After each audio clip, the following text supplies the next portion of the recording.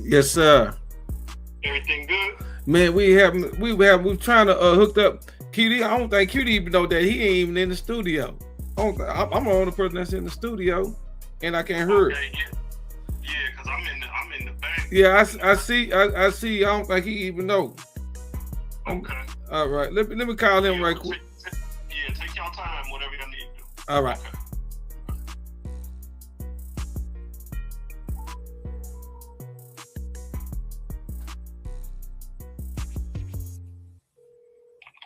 Hey, QD, you know you're not in the studio, right? Yeah, I'm in the studio now. No, you're not. I'm the only person that's in here, and I can't hear the volume.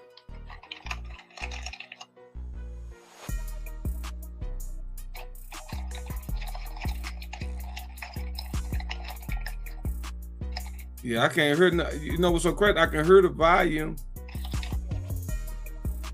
Yeah, you're not even in the studio.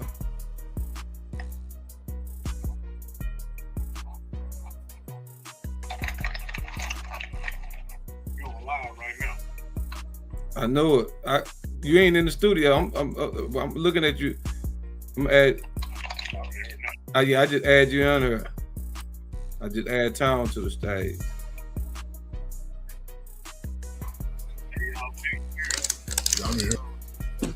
Y'all share the live, man. It's going down.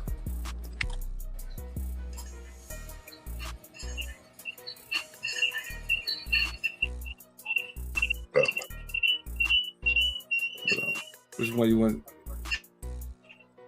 All right. Yeah.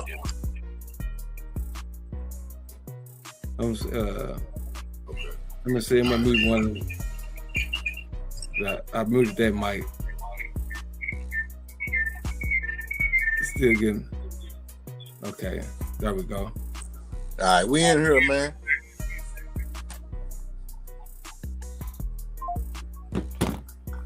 Okay.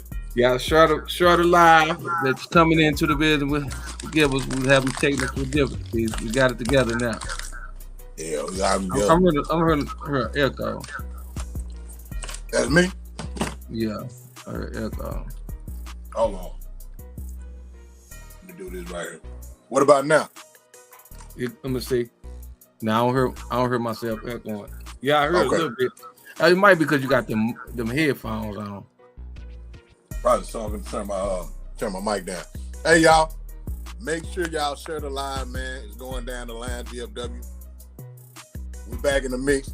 Hey, we got a special guest tonight, man. It's always a pleasure when he here.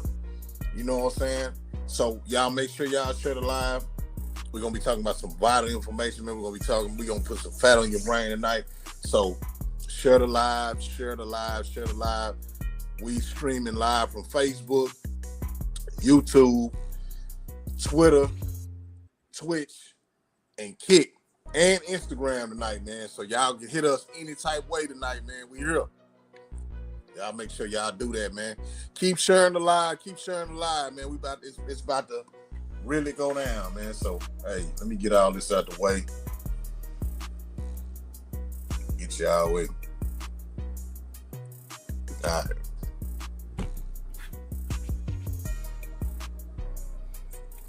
Okay.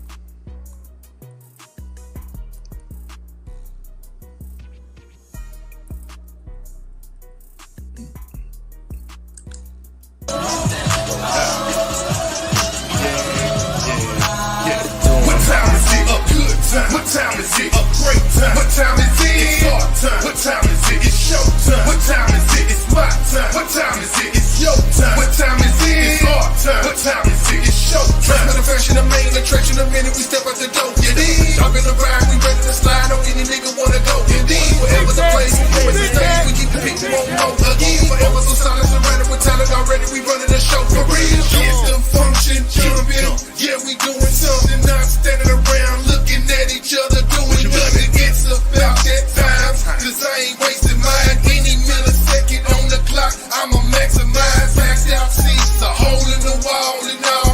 Regardless of the situation, the play is the ball. Not the rule.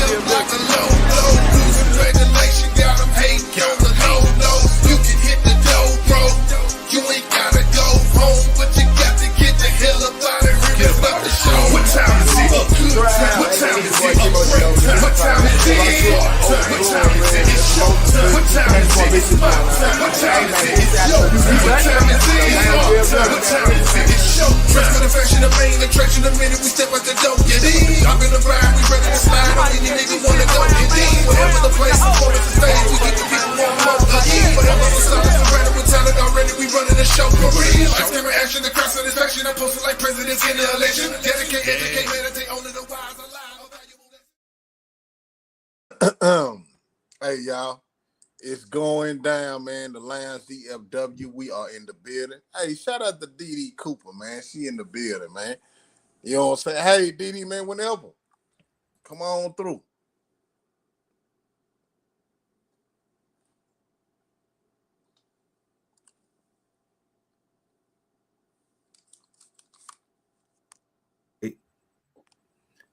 All right.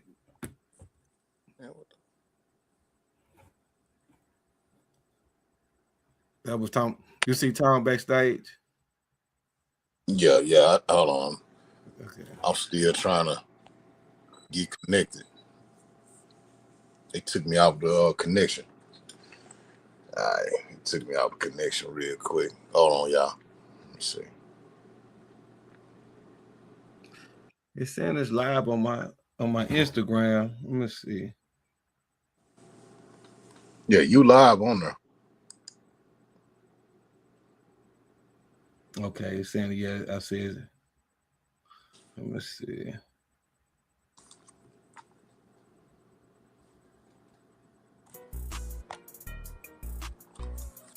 Okay. You hear me, Bill? Yeah, I can hear you. Okay. All right, y'all, man. We in the mix, man. Let me get all this out the way, man. Let me see. Let me get this out the way, man. It's saying it's connected, but I don't see it live on my I'm on Instagram right now, but I don't see the live. Yeah, it do that. Okay. Now, we in there, man. I got one of them that don't even supposed to be on there. I'm gonna move this out the way. Okay, y'all. Hey, man, we here tonight, man. Hey, it's going down. Another Monday, man, the extended weekend. We here. You know what I'm saying? Valleyville. What's going on, bro?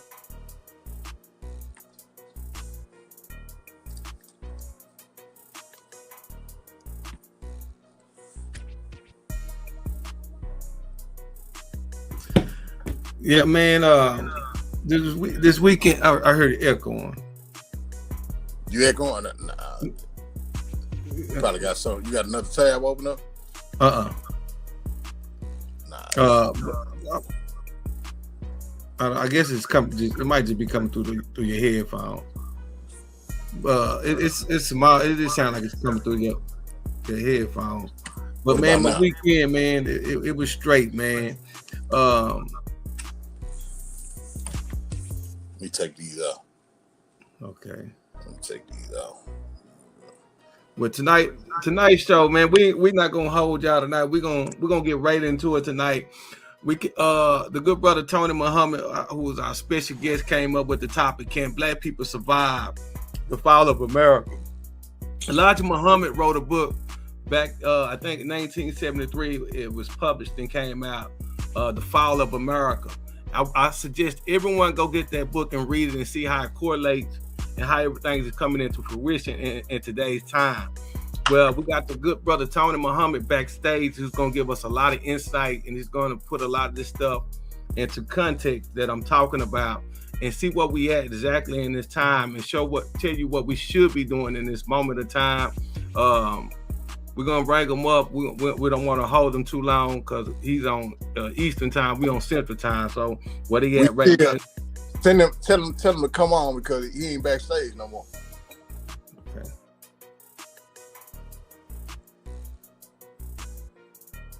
He was back there too.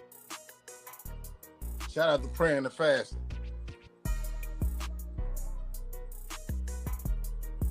I'm gonna tell him.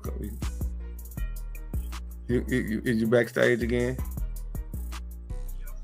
He said yeah. Nah, you can come through Facebook. He's saying they say backstage, QD. Yeah, let me see. It ain't gave us a notification yet.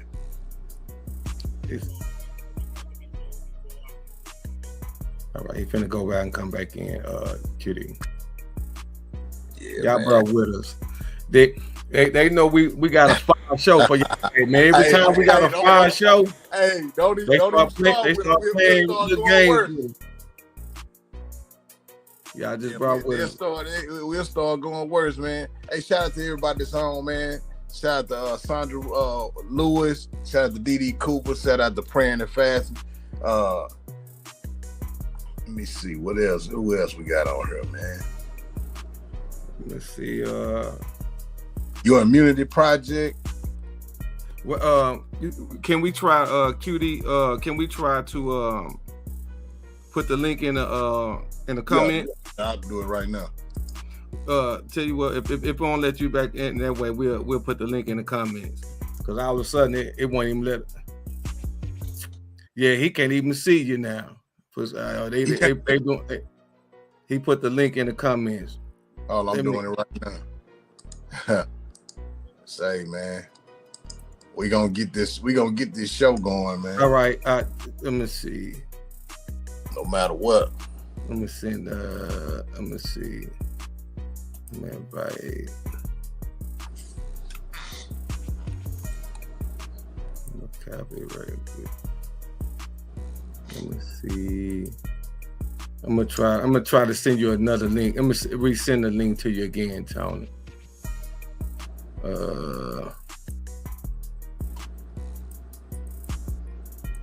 Let me see, because I have to. I'm gonna see. I have to text it to you. I have to do it another way. Let me see, son. All right, see if that link will work right there. See if that link will put you directly back in with us.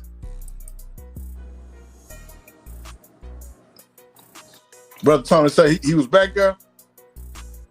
Yeah, he said he was back there. Do you see him highlighted back there?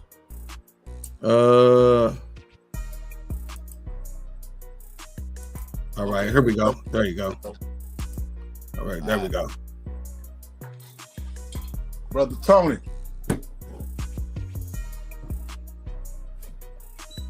Can you hear us, Brother Tony? Because we got you in.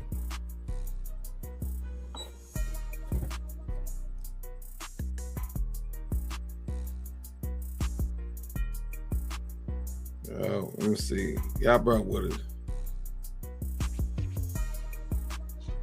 Yeah, we gonna be in it. They trying to dog. We got the Brother Tony on stage. That I think they know he's gonna come with some of this fire, man. They over here playing with his. All right. With his Brother link. Tony, you hear us?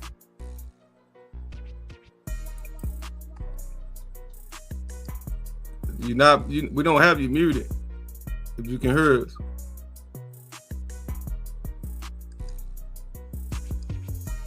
If you saying something and we can't hear you, you might have to go back in and out. Hold on. Let me try something out. Let me try something real quick. Let me try something. Let me call him.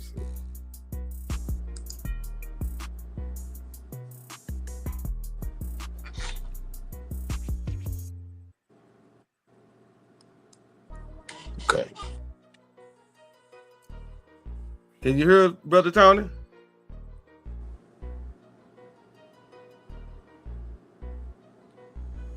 Let me call him and see. Let me see if he actually talking. Cause he may be talking. Yeah. Yeah, well, I figured you was talking, man. Yeah, we can't hear nothing you saying, brother. You might have to go in and come back out. Tell him to go in and come. Go out and come back in. All right, man. They always do a brother like this, man. Every time he get to come on, man. I figured he was probably talking. Y'all bear with us, man. We're gonna get this together. You know, we having a few technical difficulties, but it's gonna happen. We're gonna get it together. Let's see. Cutie, what you think about the executive order that you heard about the executive order Trump just did to make it harder for birthright citizenship? Man, tell me a little bit about it, man. Look, I've been off the grid, and for those that don't know, man, I took myself off of all social media platforms in the beginning of August just to do a detox from social media, man. I forgot you. Hey, I good brother QD been doing a social media fast, so a lot of stuff he haven't been on. Only why he on social media right now because we got to do the podcast, and after we do the podcast, he going back on this social media fast. Yeah, I'm on this fast, man. But tell me a little bit about it, bro, while we wait on Brother Muhammad. You know, the Supreme Court shot down the birthright citizenship deal. You know, they said that was unconstitutional to stop it. So Trump, he did some executive orders within the stipulations of being over here in the country. So what they did, wrote executive orders to stop birth tourism and people on the terrorist list and all that type of stuff. So he wrote executive orders on this to, you know, still try to make it harder for people to come over here and claim citizenship based off of, you know, having a baby here in America. I just seen Tom come in. Yeah, I'm looking at him right here on my desktop. You want to let you bring him back on? Like on my desktop, he on there, and then on my other screen, he not on there. Tom, try the link again. They just blocked me on there. Hold on. What's going on, man?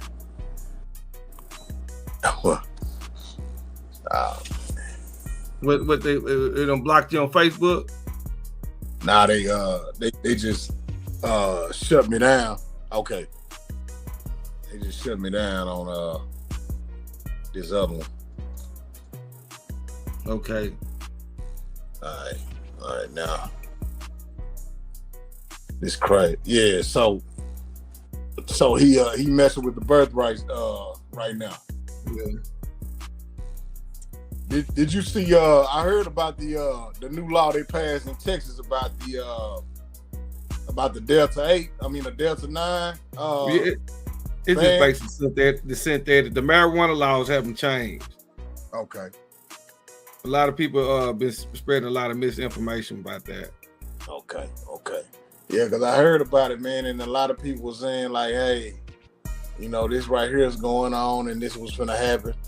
But my head, I was sitting back because I hadn't read up on it. So I was like, man, they really trying to, because the crime rate been down when it comes to drugs, man. It ain't been like it used to be. You know what I'm saying? Nah, it hasn't.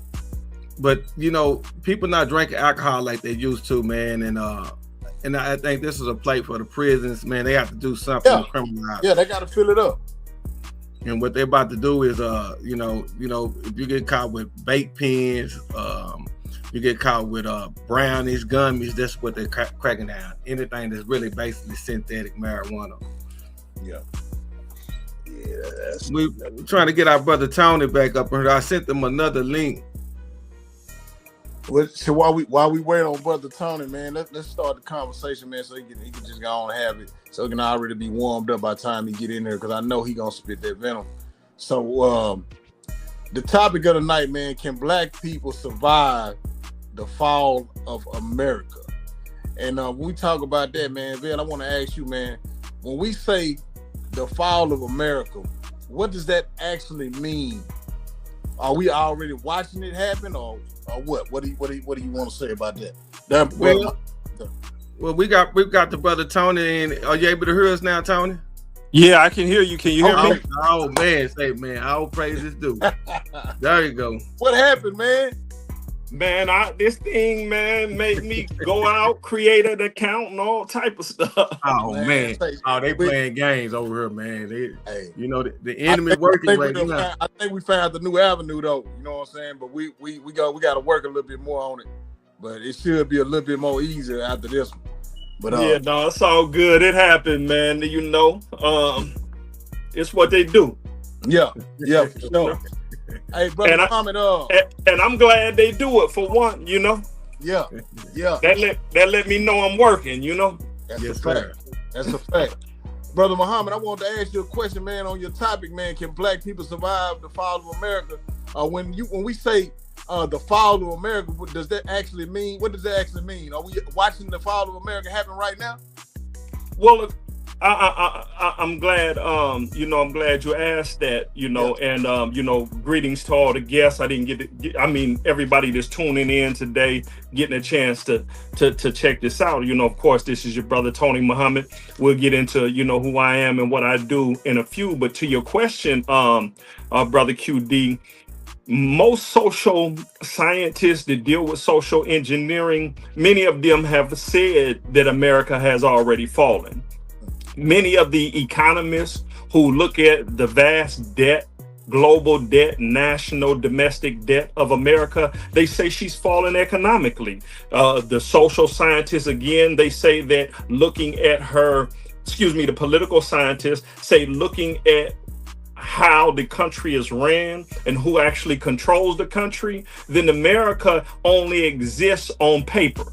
That it is no longer a country. So many people agree with your assessment, brother QD, that America has in fact actually have fallen. But it gets deeper than that when we're talking about black people.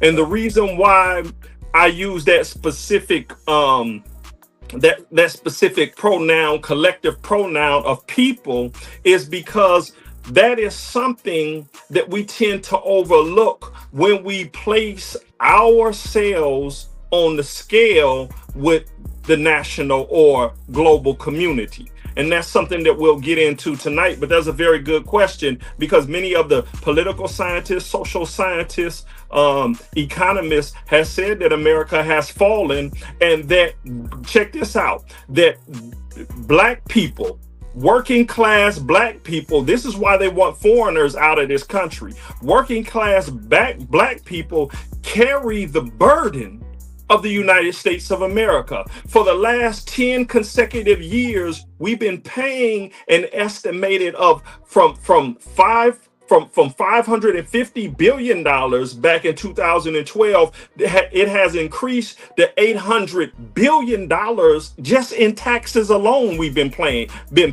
So we carry the burden of America more than any other community. And this is why you will see this push now to include Black Americans into every fabric of society. And these doors haven't been open like this. They haven't been open in almost 50 years like this. And the reason why they're opening them like this, and again, we'll get into this, is because they understand that Black America is the hope of this experiment, as Manly P. Hall called it, this experiment called America. We are the hope of it.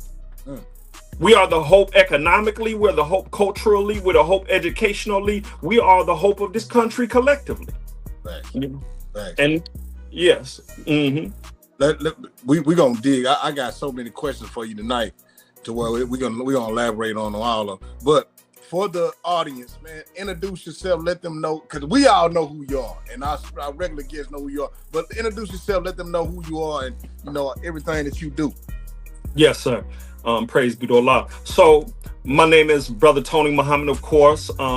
I seldom like to use any titles outside of brother, because it's the titles that have undone us. All of these vying for big I's and little U's and pushing the people out to be just to be fan bases of these big personalities. That's the reason why our people have become so disconnected with the struggle, because they always expect the big personality who carries the big name to take the struggle and the fight to the people. But what we're trying to do, and I'm gonna use that term consistently tonight, people, what we're trying to do is get black people collectively involved in this struggle like they've never been before. And that spirit is moving among us collectively like it hasn't been moving since prior to the civil rights movement, when we galvanized and mobilized, and we knew that that our life was on the line and we were fighting for our very existence. And so that's what it is today. It's an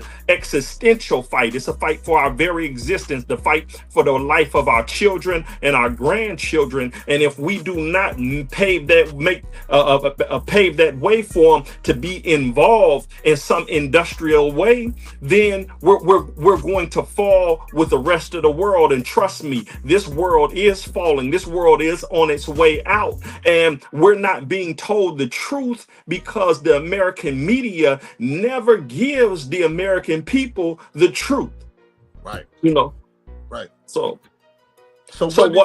what I do, Brother QD, is I usually go on different podcasts and we talk about political sciences, and we don't just talk about the problems, we also talk about how people can get involved. And one of the biggest problems that I have, and the brothers that work with me, is that when they took civics out of the school system, then our people's, not just our people, but Americans in general, lost the ability to comprehend the facilities that make up this country. And because we don't understand how these institutions were established to support the citizenry, then we don't even look for support from them. And so we all will allow these systems to tell us no, when their very existence was based on serving us, not us serving them. And so now they turn down, look at the VA, for example. All of these veterans who served in the military have rights to certain benefits, but they have to go to court now to fight for the VA to honor the blood, sweat, and tears that they've shed in all of these industrial wars that have benefited the industrial complex. And so what I'm saying is, if we don't know how civics works, even on those basic levels, we'll continue to allow these people to tell us no. And in telling us no, we get accustomed to that denial and accustomed to fighting in the court system, when really what we should be fighting with is having our legislators remove those institutions or the persons from those institutions. And once we start doing that, we'll get better results. You have to file complaints against the person who signs their name, because somebody has to sign their name when they deny your application. And that person should be identified, and your legislator should hold that person accountable, or you vote them out. And this is something that people don't do because they just don't know it. Many people get caught up in national elections, but they seldom get involved in their local elections. And these people are running amok. These people are stealing hundreds of millions, even billions of dollars from American taxpayers. And that money is supposed to go to us. That's why we pay taxes. We pay taxes not so that they can go to black budget programs, but we pay taxes so that our school systems can be better, our roads can be better, and that those who don't have jobs, the local government can create job opportunities for them. That's why we pay taxes. Hey, do you feel like Black America has become too dependent on the government systems? No, that we don't control. No, I don't think we depend on the government enough.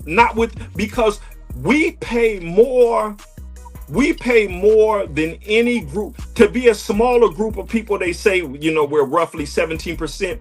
Outside of outside of Caucasian or European Americans of European descent, Caucasian, we pay more in taxes than any other people in this country, and we are the least beneficiaries of our taxes. Do you know we get less than 1% of that $800 billion in taxes that we pay in grassroots programs? That is, no other group of people would stand for that. Even the Latinos who are illegal immigrants know that they pay taxes. And what do? They demand that somebody gets out there and advocate on their behalf, because what is written into the foundation of the Constitution, the cardinal principle, is that there shall be no taxation without representation. And so even though they know that they're illegal immigrants, they know that because they're paying taxes in America, somebody should be fighting for them. So we don't. we don't get enough. We're not expecting enough from the government. Right. We should be we should be expecting that this government pay all of our bills, all of our utilities, clothe us and feed us, and allow us to have the freedom to stimulate our intellectual creativity so that we can offer more. Because as one of the founding fathers said, James Madison, who was probably the most brilliant of the founding fathers, who spoke 7 languages, and he was the primary framer of the Constitution, and came back 5 years later, I think it was, and added on the Bill of Rights. But my point in pointing him out was that he said that the most valuable asset that a government has is not its people, is its working people. And despite what anybody tells us, black people are the most law-abiding and hard-working people in this country. This is why now they're trying to invest in us, because listen, we are so law-abiding that we abide by the laws of slavery. We abided by the laws of Jim Crow. That's how law-abiding we are. We abided by the laws of redlining. When we came in there, and go look at The Color of Law by Richard Rothstein. He said that we could go into the bank and try to get a loan, and the white man at the bank could tell you, nigga, get out of here.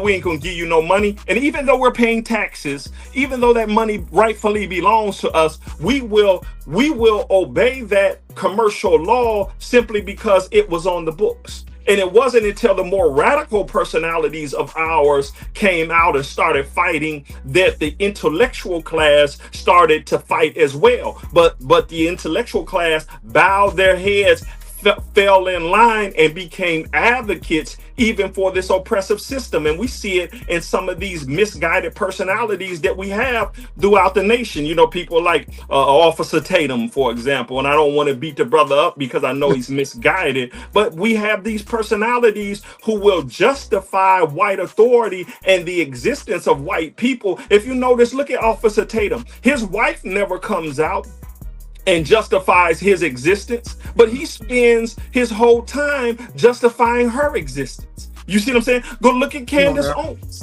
Look at Candace Owens.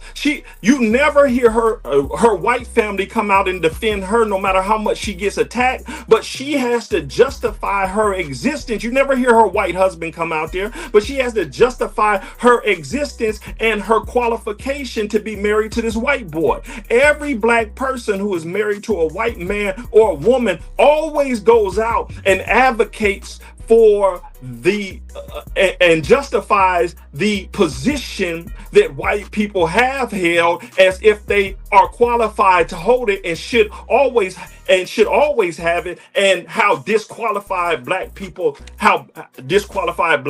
are. When believe it or not, out of the almost 50 million black people in America, the vast majority of us never been on the other side of the law. I know black people who have never even had so much as a traffic ticket. I was talking to one of the elders, Sister Evelyn, today. She never had so much. She's 80 years old and never had so much as a traffic ticket. Absolutely. But they paint us as if we're walking potential criminals. Right. Mm-hmm. Tony, you hit on something very key about our tax dollars. People don't realize we us and agents are tied for the second most millionaires. We're running neck to neck with about 1.8 million millionaires. So we're paying taxes. How can we? Because we already know we only get 1.67% of all federal government contracts. What should we be doing to fight to get at least 10% of those government contracts? And what should we be demanding? What we should be demanding is we should, if these are local contracts, we should be going to our state representative, and you should send a email or letter, certified letter, to your state representative. Do you know that you can go to your state representative and tell them, we have a surplus of money in the treasury, and I have been paying taxes for the last 10 years. I need a good faith loan from the treasury, not from no goddamn bank, excuse my language, not from the bank, but the treasury to come out of this debt that I've accumulated. Do you know that your state representative, if you have actually been paying taxes, is obligated to go down there and advocate for you for that? No, that's good information. See, people don't know. There should be nobody in America who has a viable working history that they can fall back on that should be in any kind of debt at all. How you feel about America merging their military with Israel with the NDAA section 219? Is that a good thing or a bad thing? No, it's not necessarily a bad thing. America is Israel, and Israel is America. Right. You know, they've been founded on the ever since America sold its interests for capital and sold it to Jewish families, you know, and that's just the fact of the matter. They've been merged or glued hip and hip together. So America is Israel and Israel is America. But not to get into all of the political aspects of it. But I'll say this to your point, Lavelle. The reason why it's good that they did that publicly is so that everybody can stop making excuses as if somebody is parroting conspiracy theories. See, it's not conspiracy theories when somebody who has like interests come together and decide on a particular course of action. That's not a conspiracy. That's just an actual fact. That's just a way that business gets conducted. But what happens is when it's done behind closed doors, people say, oh, it's a conspiracy. Well, a conspiracy is not always a bad thing. And this is why I tell, I tell people, particularly young business owners, that when people are getting together with certain business interests, if those business interests converge with yours, then you should merge so that you can benefit from that. Right. We've been mishandled in religion and in politics because we have all these bleeding hearts go out here and start parroting things that they've read out of a book, and they don't understand how those things actually work. And so they'll say this a conspiracy, that a conspiracy, and these people are plotting here, and these people, and somebody is plotting 24/7. Do you understand? And if we are not plotting as well, then we the fools, not them. Hey, Brother Muhammad. Yes, sir. Like that we're putting too much energy into politics and not enough into economics and ownership. Yes, we are. And the reason why I say that is because everybody know what politics is. Politics was originally called the art of compromise. Look at Chinese people.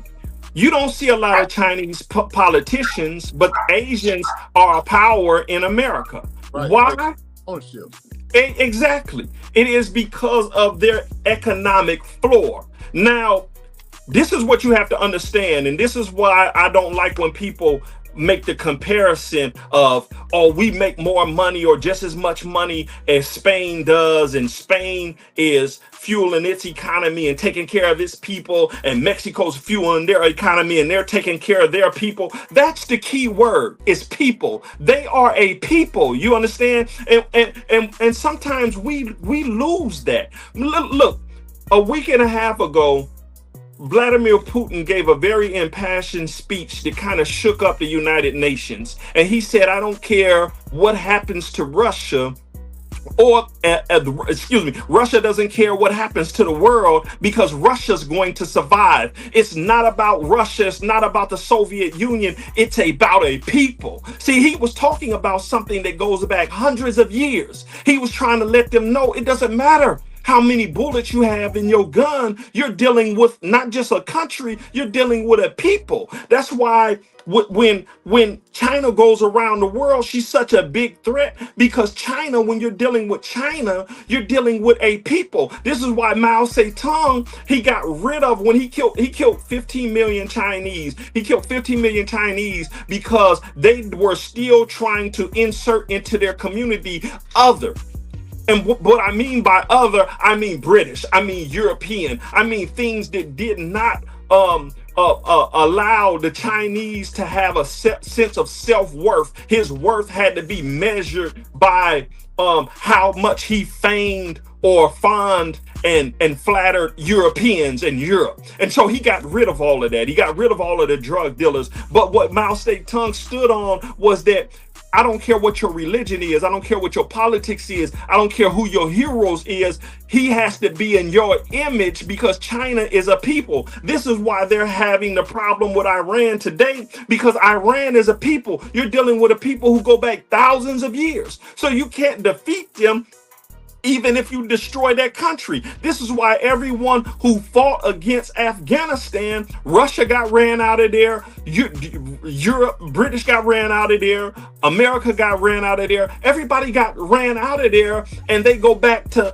and Afghanistan went back to business as usual. Why? Because they are a people, and that's what Black America has to resolve within our righteous mind, that we are a people. We can't keep saying you're not my people if you're a Christian, you're not my people if you're a Muslim, you're not my people if you're Hebrew. None of that has to do with you as a people. We have to go deeper than that. And what's the deepest fundamental binding force, unifying force among us is whose people are we, and that we know that we are the Aboriginal people, the people of God. And it's not the God of somebody's made up religion, you know. And again, we'll get to that, but that's the thing though, QD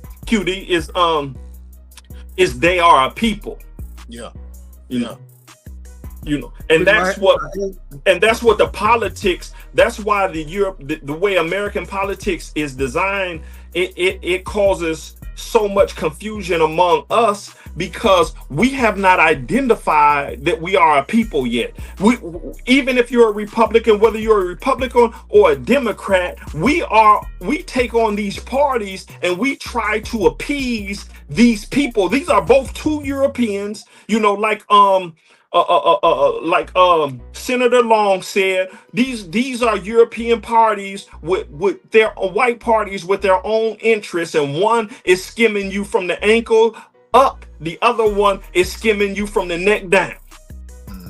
And when we go into these, we exhaust ourselves trying to be accepted by them instead of creating a third political force. Regardless of whatever we call it, we need a third political force so that we can start channeling our talent into these positions and back them by our dollars. See, so I got this well. Go ahead, Keely. I'm gonna throw your train of thought out. Go ahead. I was just gonna add this into it, because we've been, throughout the years, we've been picking our own to be in that seat. But I mean, do we need to start looking at, man, because right now, man, when the people that we're picking to be representation of us, they're sitting in those seats, they're not representing us well. So do we need to do a thorough investigation on who we picking right now in order for this to change and, you know, and build from it within?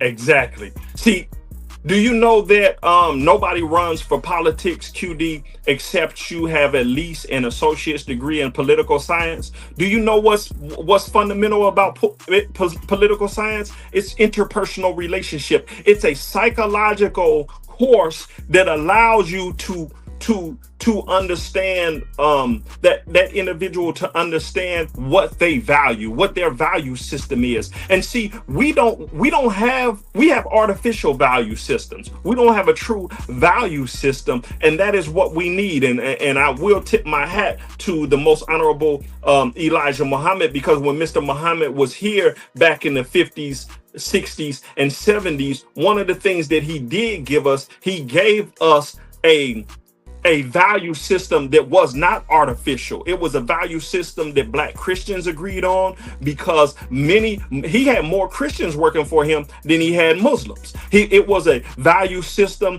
that Muslims agreed on. It was a value system that the Pan-African agreed on. They agreed on a value system, and that was that the interests of us as a nation of people was bigger than any individual interests. But right now, we have put individual interests ahead of our own interests. And that's the key thing that you said, QD. You said we put our own in there. Well, we haven't put our own in there because we have not given them a psychological evaluation to see if they're qualified. Remember, in the I think it was in the 90s, they had that black it was the something squad where they would go around and they would kidnap black people who tried to think that they were white, and they would take them. Oh yeah, and they yeah. would, yeah, you remember that? See, that's what we have to do. We have to unplug them and detox them from the system, and then we have to put a whole new mind into them. See, they don't have their righteous mind. They have somebody else's mind. And that's the danger when you go to a school system that's based on European belief system. If the foundational stone of the American educational system is designed to make white people look good. See, when the white boys got their butt kicked in Vietnam, I was in school then.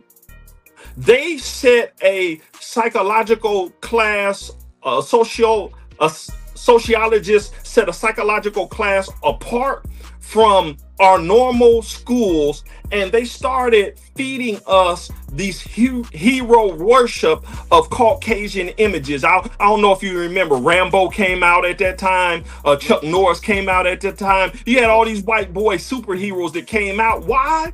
Because they understood the damage that losing that war did to the fragile psyche of the white man. So they had to rebuild his self-image again and reinforce these belief systems that he's had for so long, because they were proven to be based on false premises. And so the white mind was crumbling. I don't know if y'all remember back then, there was a whole lot of suicides. White man come in the house, just blow his brains out, kill his wife, kill his kid. It was because of a number of things were happening into society where he was losing the idea that he had of himself and his superiority.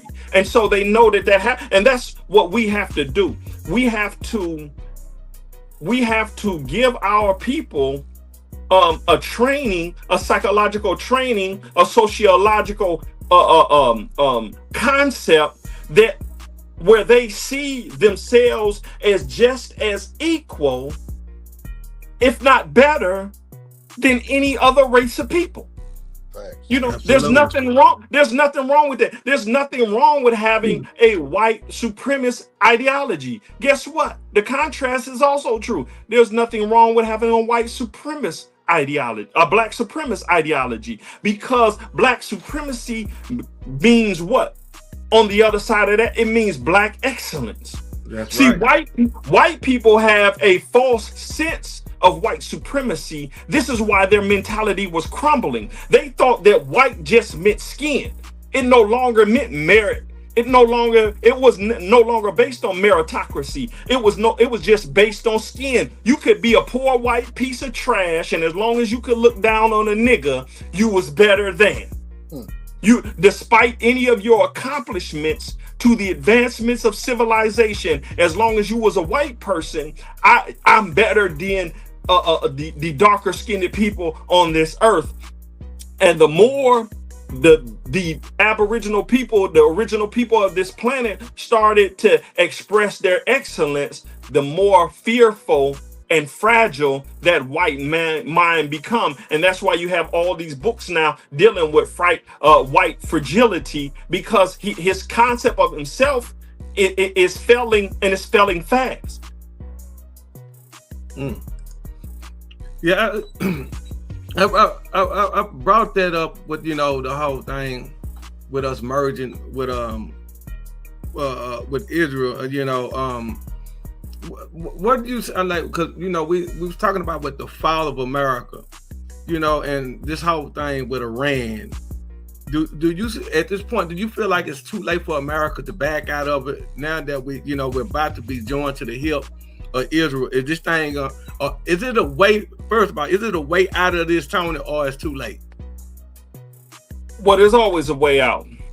And the way out is when the people take their their future back in their hands. See, if you don't have no self-determination, if that's been taken from you, or you allow somebody to wrestle that from you, then you're nothing more than a slave. And this is what America has become. No matter how much money she has, she's become a nation of slaves because she's been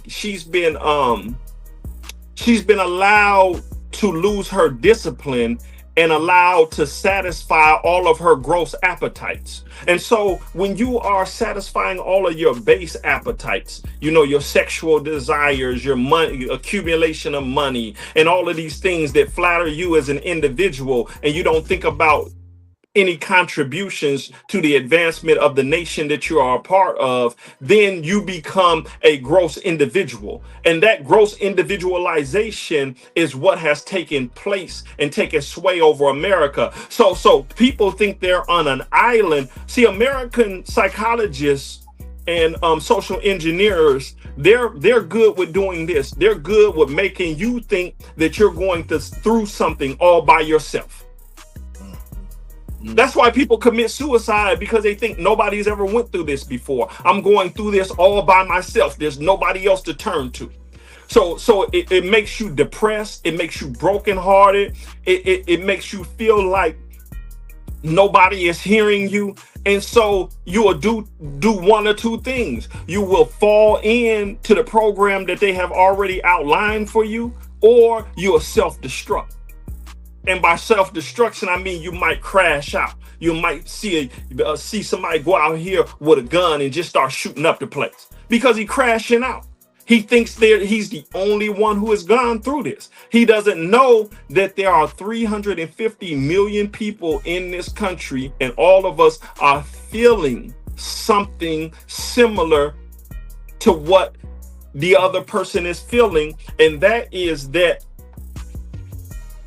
my life and the life of my children right now are on the line. What do I do? I had this conversation with white people just a couple of weeks ago. I had this conversation with a group of white people from a particular organization. We didn't have it publicly, but they had some concerns. And this is the thing. Don't think that white people don't have the same concerns that you have. They do. But this is their thing. Their thing is they are afraid. They are afraid that if black people get in and people of color get in, there will be no place for white people. And what I had to explain to them, there's always a place for excellence. And that has to be the standard. See, we've allowed white people, black people in America, we've done white people a disservice because we've allowed them to get away with some of the most abhorrent and appalling crimes, and we've stood in their face and apologized for them. Right. And what does that do to a child that thinks it can't do no wrong? It becomes a petty little tyrant running around the house. Yeah. You can't even trust that child around other children. And that's what we have did. We've allowed this child who is called white America to run amok without getting on their ass about everything that they do, because in order, like Malcolm said, in order to straighten a man up, you got to first be able to shame him down. Man. Yeah, and we have not showed them their shame. They're running from it. Why you think they don't want history taught in school? They're running for their shame. Yeah. And you know what, Brother Muhammad, I think that that's the big stigma. I think that's what they all think, is if we ever get a seat at the table, man, and we ever get in power or even get a little bit of power to where we can really just, build our own, like just really come in power, man. I think that they think that we gonna, get back at them about what they did in the past. You know what I'm saying? But at the same time, man, we just want our own. You know what I'm saying? We just want we want to be able to compete. You know what I'm saying? We want to be a part of the race. So, I think at the end of the day, man, that they think that if we do get any sort of power, man, they the first victims that we'll be looking at. Brother Tony, should we be even wasting our time trying to convince them at this point that that's not our goal and our objective? Right. No, we shouldn't. That's the thing. We never had to convince white people. You know why we never had to convince them? They've always been concerned with what we're thinking and what we're doing. Mm. When who was it? Frederick W.E.B. Du Bois. Was that W.E.B. Du Bois talked about the emancipation of the Constitution? Yeah. What he was saying was back then was that our very righteousness, and when I say righteousness, I'm not talking about holier than thou. Our righteousness, I'm talking about our humanity. Our humanity kept us, and that's I had to write that down because I want to go back to that because it just made me think of something. But our humanity is what forced the Caucasian to be humane.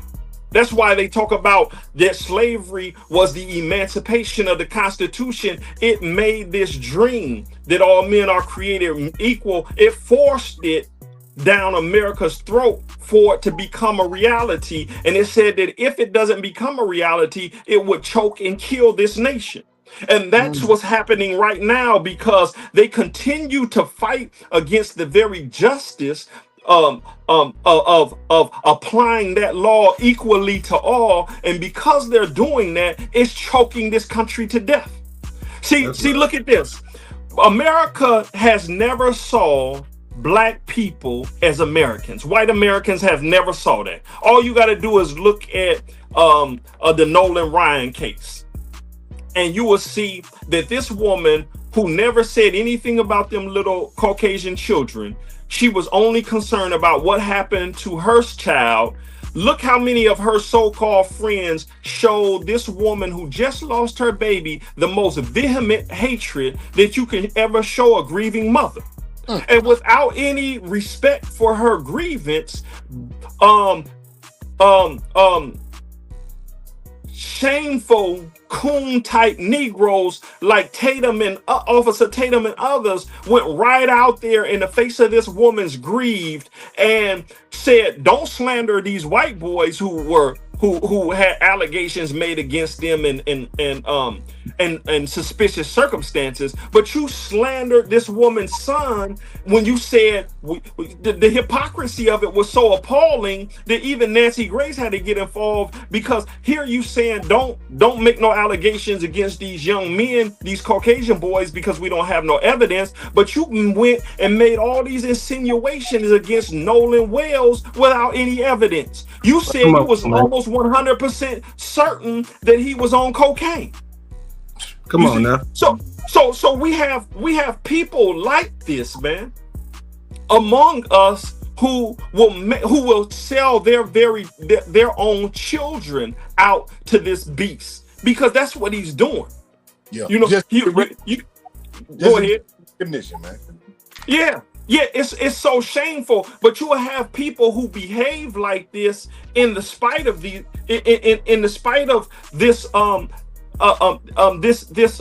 this behavior of this Caucasian person, because these Caucasian peoples, because they are trying to be accepted by individuals when the acceptance doesn't come from these individuals or these Caucasian people. The acceptance comes from the equality of the application of the institutions of government. You see what I'm saying?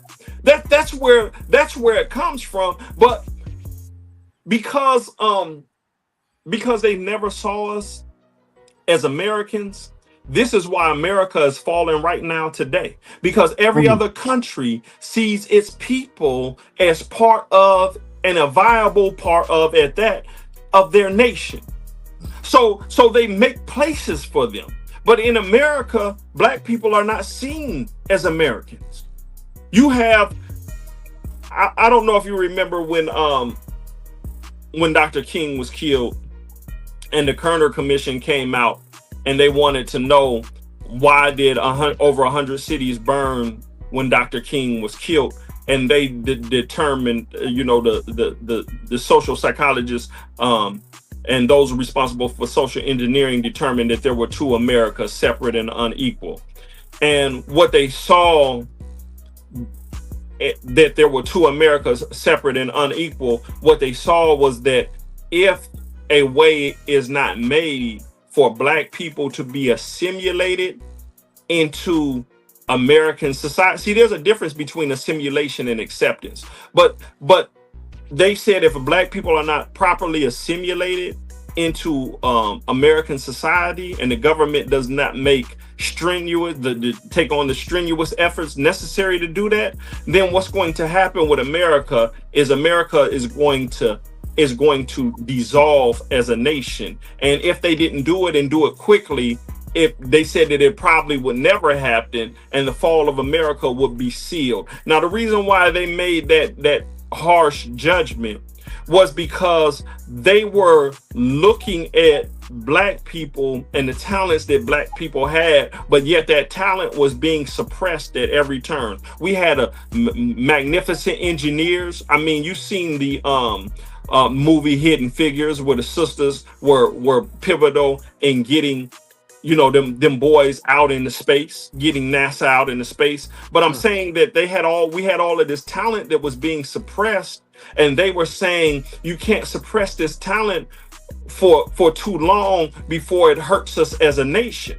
And that is what happened today, is that we had, rather than them assimilate that talent, what they tried to do was they tried to play this psychological, according to Christopher Kingler, who wrote the book, The Art of Psychological Warfare. They use these tactics to make black people become subservient and appeal for acceptance. That is our problem. We should never, ever be appealing to Caucasian Americans for acceptance. We were not the ones who committed the original sin. So let me ask you this. Now let's get to it. So we're gonna talk about we talking about can black people survive in the fall of America? So do you feel like the division, but like are black men and women too divided right now to build a strong community together, like in order to survive in the fall of America? No, we're never. You're never too divided from your significant other to make a reconciliation, or to bring about a reconciliation. The black man is too important to the black woman, and the black woman is too important to the black man. We might have individual cases where some people have just betrayed the interests of their people to such a degree that they can't hold their face up, so shame will make them flee. But to your point, QD, no, we have not reached that level where we're so divided. See, those are tactics of psychological warfare. One of the things that they did in order to try to conquer the Viet Cong, as well, they did this throughout Asia. They went in there, they did this in Africa too, and they did it well in America. But what they did is they made the woman, they overinflated the woman's importance in society and underplayed the male's importance in society. So they play that psychological game of warfare right now today, because they'll trick a woman into thinking that she doesn't need a man because she gets an education, she gets money, and then she dies lonely without ever even reproducing. So they tricked her for a couple of dollars to kill herself, because they know that if she dies without any children, just like they knew in Europe when they started monogamy and ended polygamy, they knew that if you die and there's nobody to claim your estate, then the state takes over your estate. And that's how the Catholic Church became wealthy in Europe. They ended polygamy. It wasn't no biblical or divine revelation why they ended polygamy. They ended polygamy because they wanted to decrease the man's chances of having an heir. And they knew that if he was a part of the Catholic Church and he died without an heir, the church would inherit his wealth. And that's what it has done for centuries. It had nothing to do with one man, one woman, even though the Quran tells us as Muslim, one woman is better for you if you but knew. But the reason why it says that is talking about a specific kind of woman, to your point, QD, that you made earlier about our own. That woman that it says is better for you if you but knew is talking about a woman like Mary's mother, Saint Anne, who was the reason for the Immaculate Conception, for a sacred womb to carry a sacred vessel. But that one woman is a woman created in God's image to be worthy enough not only to be the wife of God, but to be the mother of God. That's why it says one woman. It's talking about that type of woman, not just any woman. So there's qualifications that we do have to put on that now. You know what I'm saying? Yeah, but I just had to say that, Y'all heard that. Yeah. Brother Tony. Yes, sir. If America is falling and black people want to survive, can you give us at least 3 key things that we should be focusing on for our survival? That's going to be very, very instrumental in for us in the present all the way into the future. Yes. The basic essentials, as Mr. Muhammad always taught us, was that food, clothing, shelter. Those are the things that we need to survive. See, we get caught up in these hustle and bustle because we live in a capitalistic society, and a capitalistic society is fueled on materialism. It's fueled on, if I can get you to think that you need more material things. Look at Warren Buffett. He drives a 2016 Cadillac and he's a multi-billionaire. And he can afford a fleet of them. But he knows that his money, he has to utilize, his money is his power. And your money is just like this. For a man, it's like ejaculation. You know how exhausted you are after you ejaculated? You want to go right to sleep after that. Well, that's how finances are. That's how, if you ever read the book, Confessions of an Economic Hitman, they teach people to ejaculate their money often because they know that when you exhaust your money, you're weak now. You have to go through a state of recovery now. And so a strong man exercises when you're if you ever play sports, and I know all of us have, how your coach taught you about staying away from the girls because it was a thing called sperm retention. What sperm retention did was it made you a dog in the fight. When you got on that mat, and if you was wrestling, man, you gonna tear somebody up, you gonna flip somebody on their head, right. Or if you was on that field playing football, you gonna sack somebody, man, and like they say, knock the chocolate out of them, but that sperm retention that gives you that strength, that's the same with your finances. You have to have that that financial retention. You have to retain your finances and not spend them on every little thing, because you'll be weak to carry the burden of building a community or a civilization. And right now, Black people are financially weak. I don't care if you got $1 billion. And again, that's why I say I don't like when people compare the money that comes through Black people's hands to the wealth that another nation has. Even though more money might come through our hands, we don't control that medium of exchange. And that's the big difference. See, Spain controls its medium of exchange, so we can't be compared to Spain. Spain has they got a gross national product. You know what I'm saying? That's a true country with a true people. We might have high paying jobs, but the money that is coming in our hands is coming from a medium of exchange that we have nothing to do with. We don't have anything to do with printing the money. We don't have anything to do with what causes or creates the value on that money. We don't have anything to do with that. So to say that just because this money, see, that's what I like what Dick Gregory said. I don't know if y'all seen that clip of Dick Gregory. He was talking to the brother. He said, man, one man drives a Rolls Royce, the other man is driving a bicycle.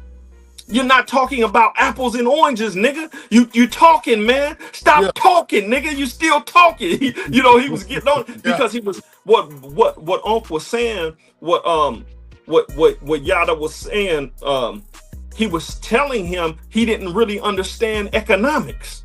Because we have all of these trench coat wearing, alligator shoot wearing, Mercedes and Rolls Royce driving, pimped ass preachers running around our community, telling our people that Booker T. Washington shit, that we should pull ourselves up by our bootstraps. When nigga, you are living off the backs of poor people, so don't give me this fallacious talk about how you made it. You didn't make it, nigga. We made you.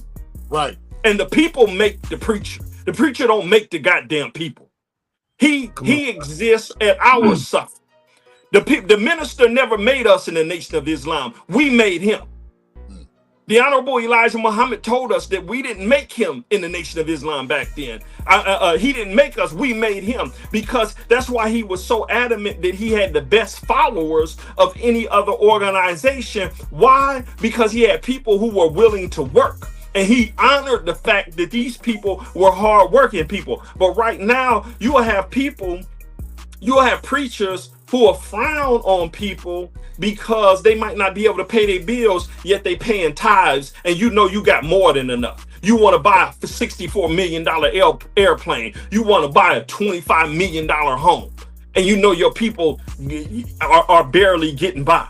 See, this is the nonsense that we have allowed because they have taken the humanities out of civics. And because they take them out of civics, we don't know how to spot them in every institution. You know, let me just give you this history. You know, when the Bible was first being written back in 1607, when 1607, 1608, they had a conference, the Hampton Court Conference. King James wanted, the people were crying because they wanted the Bible. But the scholars knew, they said, no, we don't want them to have the Holy Scriptures because these people don't really understand divine revelation. Because in order to understand divine revelation, you need to know something about the higher sciences of life, because there's some profound sciences in these ancient scriptures called the Codex Sinaitica, the Codex Vatican, the Codex Alexandria. There's some profound sciences in them, in the Zohar or the Kabbalah. There's some profound sciences in them. But if you don't have that base, educational base in those basic physics and basic math and basic sciences, you won't be able to grasp them. So what they did was they dumbed it down, not in a malicious way. The Bible wasn't being dumbed down in a malicious way to keep higher knowledges from the people. They knew that they were dealing with an unlearned, ignorant masses of people back then. So they dumbed it down so that the layman could read it. But you know what they focused on? This is my point here. What they focused on in the Bible was, in the scriptures, was not the higher sciences. They focused on the humanities. That's why you deal with, it's always dealing with how to treat your neighbor, how to treat your neighbor's property, how to treat your wife, because they were dealing with the humanities. They were appealing to the human nature of a person in a community, how you should conduct yourself and how you should execute laws with equity and without favor and impartially one to another. So when they gave them that gave them a moral foundation. But right now, today, that moral foundation was intentionally eroded. And the reason why it was eroded, because people were starting to lift up the skirt of the Pope and see that his drawers was dirty. People were starting to lift up the dashiki of the Muslims and see that their drawers was dirty. Because not just the Christians, but the Muslims too. You know, this is why you don't have Muslims going too much off of the Quran. They go more off of Hadith, because Hadith allows you to stay in your adolescence without maturing. But when you once you mature, then you have to see the Quran. It makes you mature. When you start to study the Quran, you get into very higher sciences of how a civilization is designed to operate, and how man who is to take the place of God is entrusted with this divine truth, and that is to help every human being, give every human being what they need, so that they have an unadulterated, uninterrupted road to the divine presence of God. That's what these books are for. But rather than go to God now, we have preachers, ministers, and so-called holy ones who want the people to come to them. See, I am the one. I am the light. I am the way. And now you're spending all of your time and energy trying to please an individual who by no means is perfect. But because they know that they're dealing with an ignorant mass of people, they'll tell you, they'll use these quotable quotes, and they'll use these religious platitudes to gain control over your mind and make you think that they're perfect enough for you, when that is true to an extent, because every child needs a parent. But once you mature to the point where you don't need a parent anymore, you were never supposed to stay in the church, the mosque, or the synagogue indefinitely. That's not what they were for. And what happens with religion, with our people is we look at religion as a standalone, when a religion was supposed to be one of many complementing institutions among the humanities that help us be better human beings. It was not supposed to be somewhere you go forever. Who the hell goes to college forever? Come on now. Who the hell stays in elementary school forever? You was never supposed to go to these institutions and stay there forever.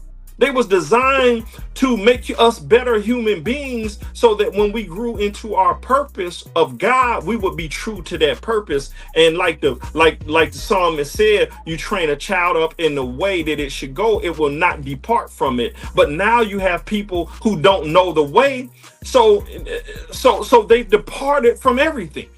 That's why we have this low moral standard that we have, and everybody is looking down on all of our hip hop girls shaking their ass out there and doing all of these things. But don't you know that's just a part of culture? Unfortunately, they have stayed in their adolescence, as the brother Khalid says, to an absurd degree. But you do have to go through that stage. You know, I mean, we have how many powerful minded, successful people did we have? Educated people who went to college, partied, shake their ass, and did all manner of things when they were young and dumb. But like Paul says in the Bible, when I was a child, I thought as a child, I acted as a child. But when I became a man, I put away childish things. See, we need to have those institutions available for them, so that when they have exhausted their appetites, they'll put away childish things. What did when Candace Owens and Cardi B got into it, and Cardi B started to realize, hey, I'm a mother now. It's not appropriate me for doing this, and my sister is shaming me. But she didn't have any institutions to go to, so she went right back to the music. So it's not shame on her; it's shame on the society and civilization that was supposed to have something for us. So yes, sir. Mm-hmm. So Tony Muhammad, in today's time, with the fall of America, has religion became a useless tool and institution at this point? Man, for mature men like you and I, it's absolutely a useless tool. For a person who does not know divine revelation, I do think that they need to study it. But there are very seldom any good stewards, because look what happens. If you listen, if you are real confident in the truth that you had, you won't care where the student goes to learn from. Nice. But look at these reverends though. Look how preachers, ministers, imams talk against one another. They do more gang banging than the brothers on the street do, because them brothers on the street is working it out. But they'll tell you, oh, you don't go over here, listen to this preacher. Don't go listen to this minister. Don't go listen to this imam. Don't go listen to this sheik. Because they know that if you start to mature and your understanding grows beyond my ability to handle you, then maybe you'll become the teacher and I'll be the student. You know, and then now what happens? I got to give up the bag for you. See, but I done got comfortable with the bag. I done got comfortable with these silk suits. I done got comfortable with these gator boots. I done got comfortable having 4 or 5 chicks on the side that I'm making everybody think is my wives, and y'all dumb enough to believe it. But I'm hiding them though. You see what I'm saying? Cause see, a righteous man don't have to hide nothing. See. But they'll play games on you and say, "Oh, you don't understand." Nigga, what you mean I don't understand? You ain't the first person to get some pussy, man. Yeah. You know what I'm saying? Don't tell me I don't understand. Excuse my expression, but don't tell me I don't understand. That's you know? But that's the game that people play when they think they're smarter than you. And all you got to do is sit back and watch somebody, and a person will tell on themselves, and you will find that we don't have many good stewards in religion because they are afraid that you might see something in the truth that they have and call it to question. So when you call my Christianity into question, see now, rather than me let you prove it to be true, because according to the Gnostics, see, Christ is a savior if he's a savior to you. See, I might have already proved him to be a savior to me. You have to prove it because religion is subjective, and that's what people don't understand. That's why the Quran says there's no compulsion in religion, because you can't compel me to do a damn thing. You know, when you a man, you can't compel me to do nothing on a bad day. Nigga, I hit you in your mouth. Right. You know what I'm saying? You ain't gonna make me do nothing. But that's the game that people excuse me, but that's the game, man, that people are playing. They want to get psychological sway over the minds of people to influence them to their way of thinking, and that's the crime. Because my purpose may complement your purpose, but ultimately be as far away from your purpose as night is from day. So I can advise you on how I would conduct myself, but if your purpose leads you somewhere else, that might be a rabbit hole I've never gone down. And I have to be humble enough to say, hey, I haven't, you know, and I'll give you this thing. We had some young cats from the rainbow community, you know, gay community, whatever you want to call it. And they were talking about some experiences. And I sat back and I was silent.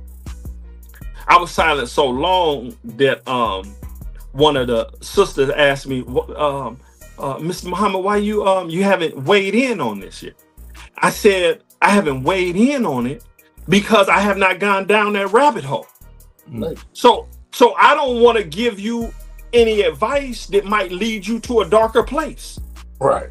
You know, I said I have to err on the side of compassion because I got love for these young people and what they're going through and what they're experiencing, that I can't take the hard position of my militancy and my training and my discipline over the years and apply that to them. I said, if I apply that to you, I do you a disservice because it took me years to get here. So I have to allow you to go through that rabbit hole, and I have to give you a light while you go down that rabbit hole. And the light that I can give you is that you are a child of God.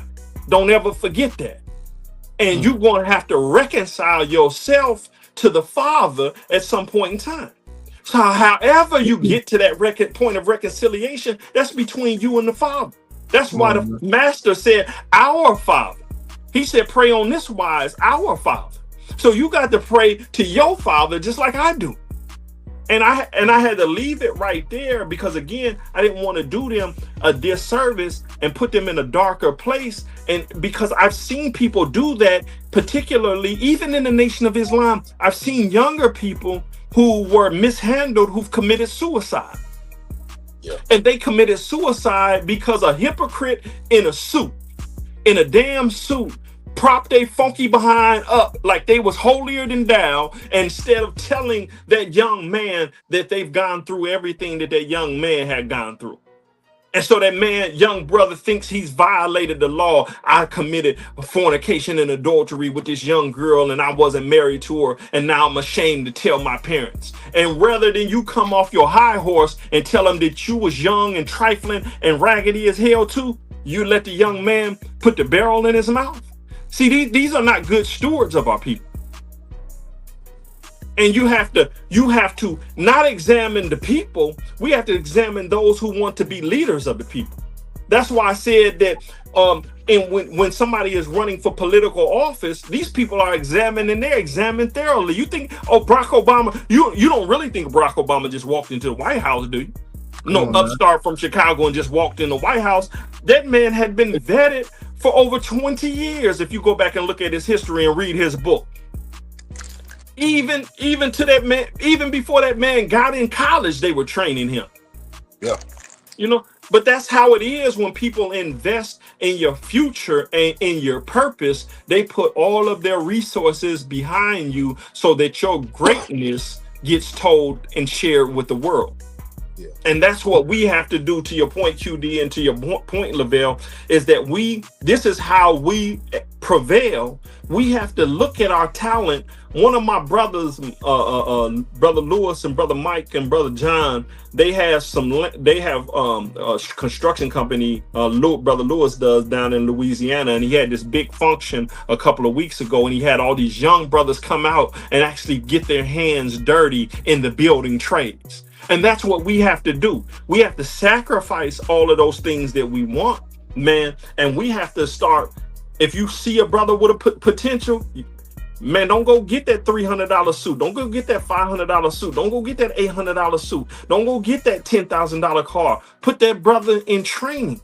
Do you know that every time, I started off in the trucking business, and every time I'm done training one brother, I go right to training another brother on how to get his CDL, how to secure contracts, how to make a good life for his family. Yes, sir. Because if I keep that train going, when I stop and somebody else picks it up, this is how you build that community. Absolutely. It's true that the revolution won't be televised, but go ahead. And that's what I've been on, Tony. That's why I be so hard. A lot of people don't understand why I'm so hard on these so-called black leaders. These are not people that we elected and selected. These people was picked from the top up and given to us and made to believe that some of them are grassroots or they our best options. And that's what we have. I feel like that's what we have to be. We have to get away from. That's why I like everything from a grassroots standpoint. I want us to get away from the Democrat party. I want us to get away from the Republican Party. It's over 45 to 49 million Black Americans. We got enough people to start our own party. I think that our main focus should be everything grassroots and us vetting everything. If it doesn't come through our hands, it don't get the stamp of approval. I said that to say this, Tony. Mm-hmm. For on the political side, what should we actually be doing? I know we should be grooming our own candidates. Where do we actually start and cultivating those minds to be leaders? Okay, man. You see what you said. It produced so many thoughts, but lot of us, Brother Lavelle, we don't even know ourselves yet. Mm. And that's that. How can your wife get the best out of you if you don't know who you are? And how can you get the best out of your wife if you don't know who you are? Right. See, there's when we say that quote, know thyself, man, there's actually been books written on that, know thyself. Because when you really know yourself, you have to look at yourself as the central point of everything around you. If you really know yourself, you know what kind of woman you need. If you really know yourself, you know what kind of children you're going to have and what kind of children you should raise. When you really know yourself, you're going to know what kind of community that you want to build up and you want to be a part of. When you really know yourself, you're going to have such a amazing outlook on life because you're going to be able to see it to its end, even if you don't live through it. This is why you had great men like the Honorable Elijah Muhammad would say things like, I'm going to be the winner, living or dead. What is he talking about? He's talking about, I'm looking at myself as an idea. I know that this idea, I carry it in my mind in this human form, but once I water this seed, it's going to flourish to the point to where it's going to, like Jesus gave that analogy of the mustard seed house, the smallest of seeds, but grows to be the biggest of trees. See, and giving off the most seed. That's what you want to do. So that when you know that, you'll know what you're looking for in the individuals, whether they qualified or not. Well, in Africa, and Tony Browder wrote this book in the Browder Files, this piece in the Browder Files. He said the elders always choose the leaders because they know the character of the children. Right. See, like with Obama, these people knew his character. They knew what he would and would not do. And because they knew what he would and would not do, they allowed him into that office because they know this our boy. He only gonna go so far. Yeah, he got black skin, but this our boy. We made him. And that's what we are not doing. We are not investing in and investigating the people that come up who want to be our representatives. They'll give us a good speech. Some of them are very articulate. One of the brothers some years ago, centuries ago, actually, it's a very old book, and it's called The Dangers of Eloquent Speech. The dangers of somebody who's guiding you with eloquent speech. It was a Sheikh Fawan who had wrote this book centuries ago. But what he talked about is we can get so captivated with the articulation of the message that we are numb to what our ears are hearing. And because we're numb to what our ears are hearing, all of these subliminal suggestions that get cast in our mind, they become firm convictions over a period of time. And we don't even know how they became firm convictions. We don't even know where our belief systems came from. We just believe something that we never asked anybody to prove. And before you know it, we're fighting on belief systems that we don't know whether they're true or not. And let me tell you this, there's a white boy who was part of the UFO program, but this is the key thing in his biography. He said that he had to be retrained because when they put him in the UFO program to deal with extraterrestrial life throughout our universe, he said that everything that you had been taught in the educational system was listen to this, an intentional lie. Not misguided, but was an intentional lie, and he had to be re-educated. You remember that movie? Check this out. You remember that movie, Sinners, and the devil, the demon, the vampire came to Sammy, and you remember he said, "You're the way. You're my way to be free." You're my way to get out of here. He said, I want your music. Listen what he said. He said, I want your songs. And I want what? And I want your stories. See, that's what George G.M. James was talking about in Stolen Legacy. Do you know that everything that you read about Caucasian people, European people right now, according to their historian, Robert Payne, who wrote Ancient Greece, is our history, being told to you through the lens of white people? White people don't have no history. Do you know that? Everything that you find out about European history, once you investigate it, you will find that it's a stolen legacy. It is our history because they wanted our stories. They wanted our songs.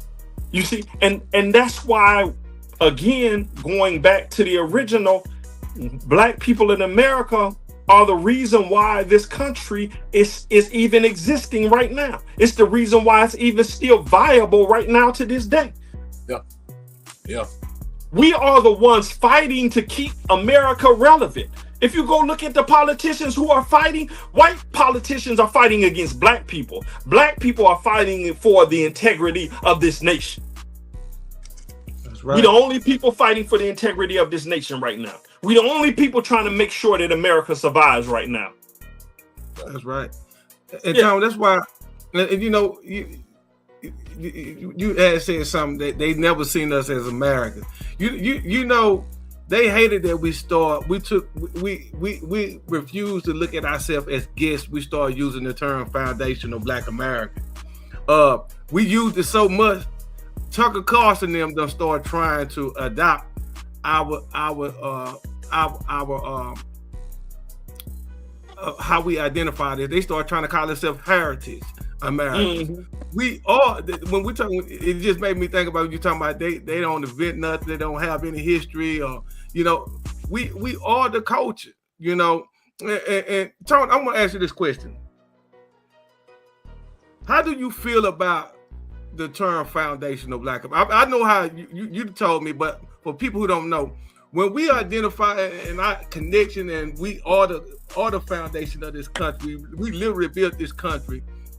For those, you can articulate it way better than I can. How do you feel about us identifying ourselves as foundational Black Americans, and how pivotal that is for us to take claim of a country that we actually built?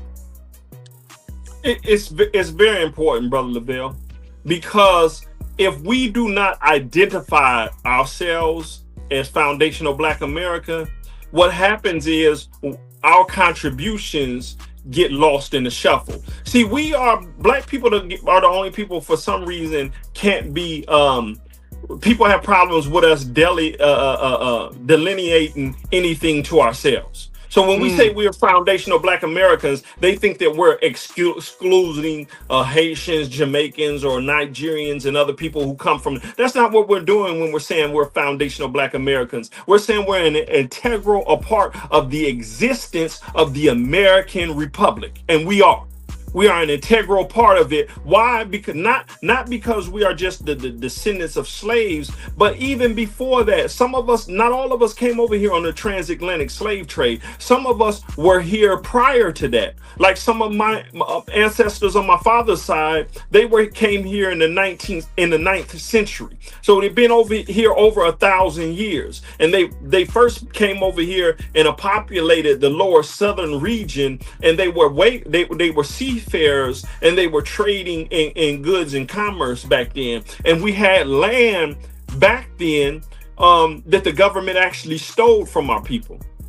And when you talk about this stolen wealth, I'm not talking about slavery now. When we're talking about the stolen wealth, one professor at the University of Harvard, he said that this is a white man, and you can go get his lecture on TED Talks for anybody listening. But he said that it amounted to over $23 trillion of wealth got stolen from Black people that was here.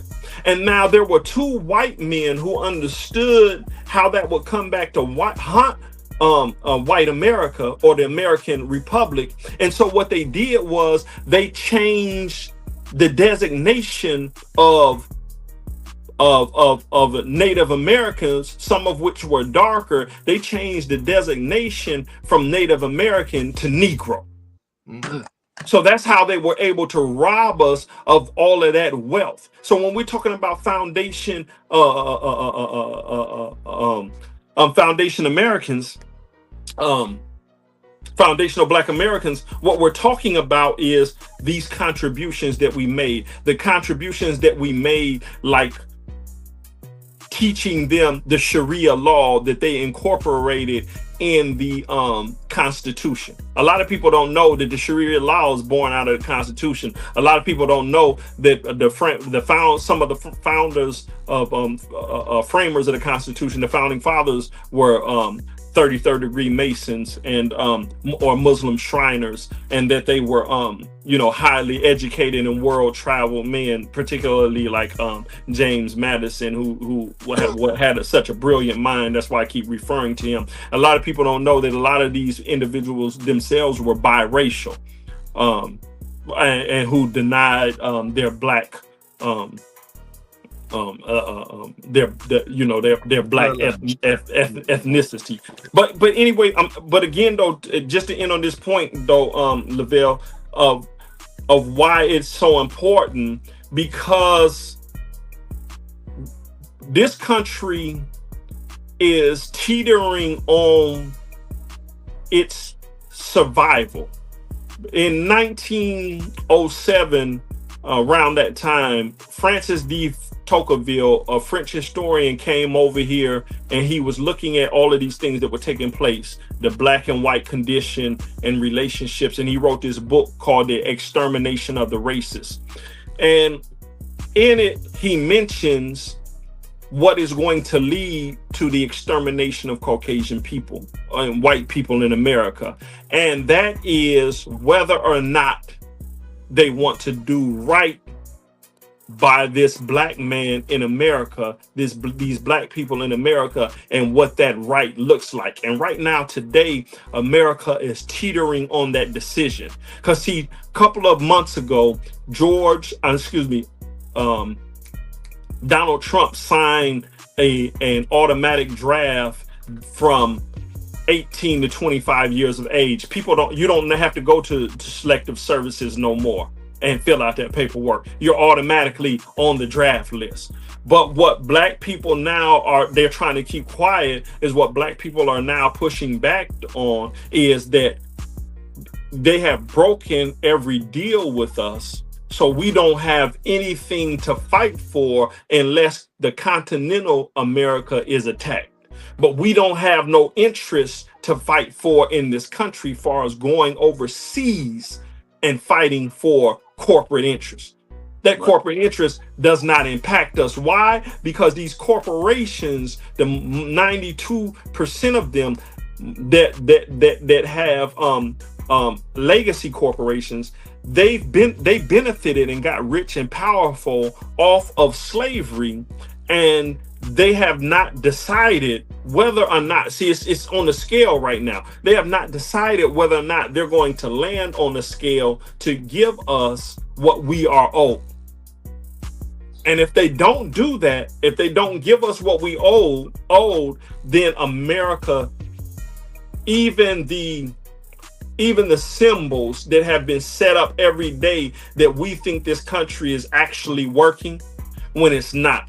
A breeze will make this country fall. But if they don't do that, then this whole American project experience is going to have to be scrapped. And they know that. This is why you have over 128 underground cities that America has spent trillions of dollars building.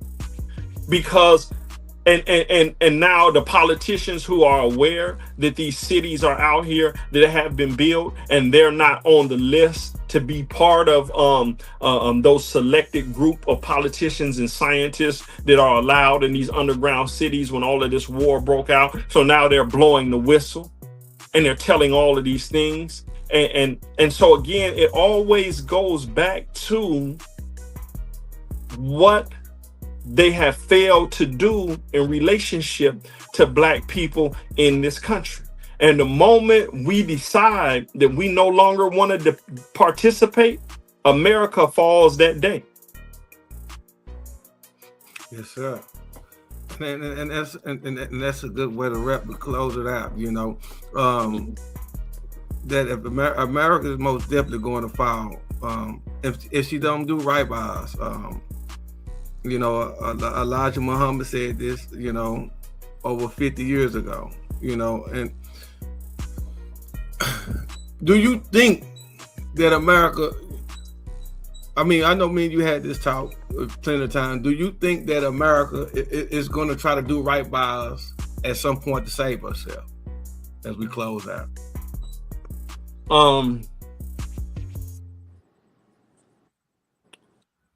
You know, I think she is. But you know what I think, Brother Lavelle? What's Sadly, that? I think it's going to be for them. I think it's going to be a little too late.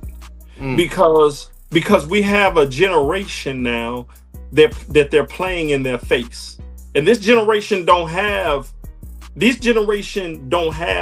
filter that we have. See, they're seeing everything. Remember when we were coming up, we didn't have this internet like this. We wasn't bombarded with all of these things. You got to remember, these kids are being bombarded with police brutality. They're being bombarded with mob justice.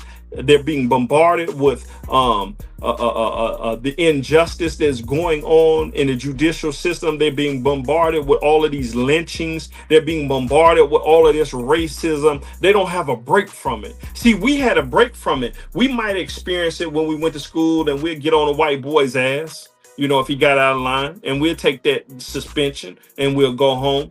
We might experience it when we went on a road trip or went to a racist part of town. We might experience it, but we wasn't living it psychologically day in, day out like this generation is living it, and they're living it with no relief. And every time these young people see an apologist get out here and talk about how good and fair and just this white man is, simply because they have a couple of dollars, it is enraging this younger generation. It's enraging this younger generation of Hispanics, not just Black people. It's enraging this younger generation of Asians. And I'm talking about Arabs who come from over there too. And it's enraging all of these people.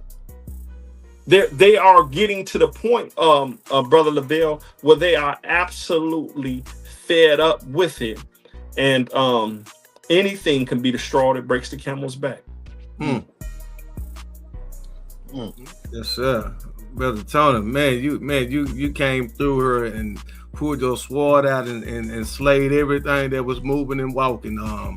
Every time. Man, this was very impactful, man. The enemy tried to stop the show, but he couldn't stop the flow. Brother Tony, you know, I had a whole bunch of questions for you, man, and you hit it without me having to ask. Praise me. Man, that great show, man. Great knowledge. Man, we put a lot of fat on a lot of brains today, man. And man, when we clip this out, it's gonna be way more impactful, man. We're gonna try to put this everywhere. Yeah, man, we had people jumping in and out the room the whole show. I'm over here watching the numbers, man. We stream on a few platforms, man. Man, you brought them in tonight, Tony. Man, they was coming in and out. So I think you delivered and you served the purpose that you were trying to do, man. Well, I thank y'all for having me, you know, because what y'all doing is extraordinary. And like I say, you know, what y'all doing, even with the hip hop aspect of it. See, this is our culture, and a lot of people want to frown on it, but we are the only people that frown on aspects of our culture as if they're unnatural. It's not. Hip hop is not unnatural for our people to party and express. If you go look at in some of the most religious communities around the world, you will see their young people partying. But what But what we want to do is we want them to party in such a way that it doesn't hurt the individual, that where they can't recover from it. Because some people can fall into that party mode to where it's no longer just partying, it becomes just an institutionalized system of immorality. And what immorality will do is it doesn't allow you to make good decisions. You know. Yes, sir. And that's what makes it bad. It's not that it's quote unquote so that it's so harmful. It's harmful to the individual because it doesn't allow them to make good decisions. Yes, sir. Yeah, we're gonna clip this bad boy out. Where can the followers follow you at, Brother Tony? Well, they can always catch me on prayer and fasting. Yes, sir. And I'll put the link in there, or Brother Lavelle, you can.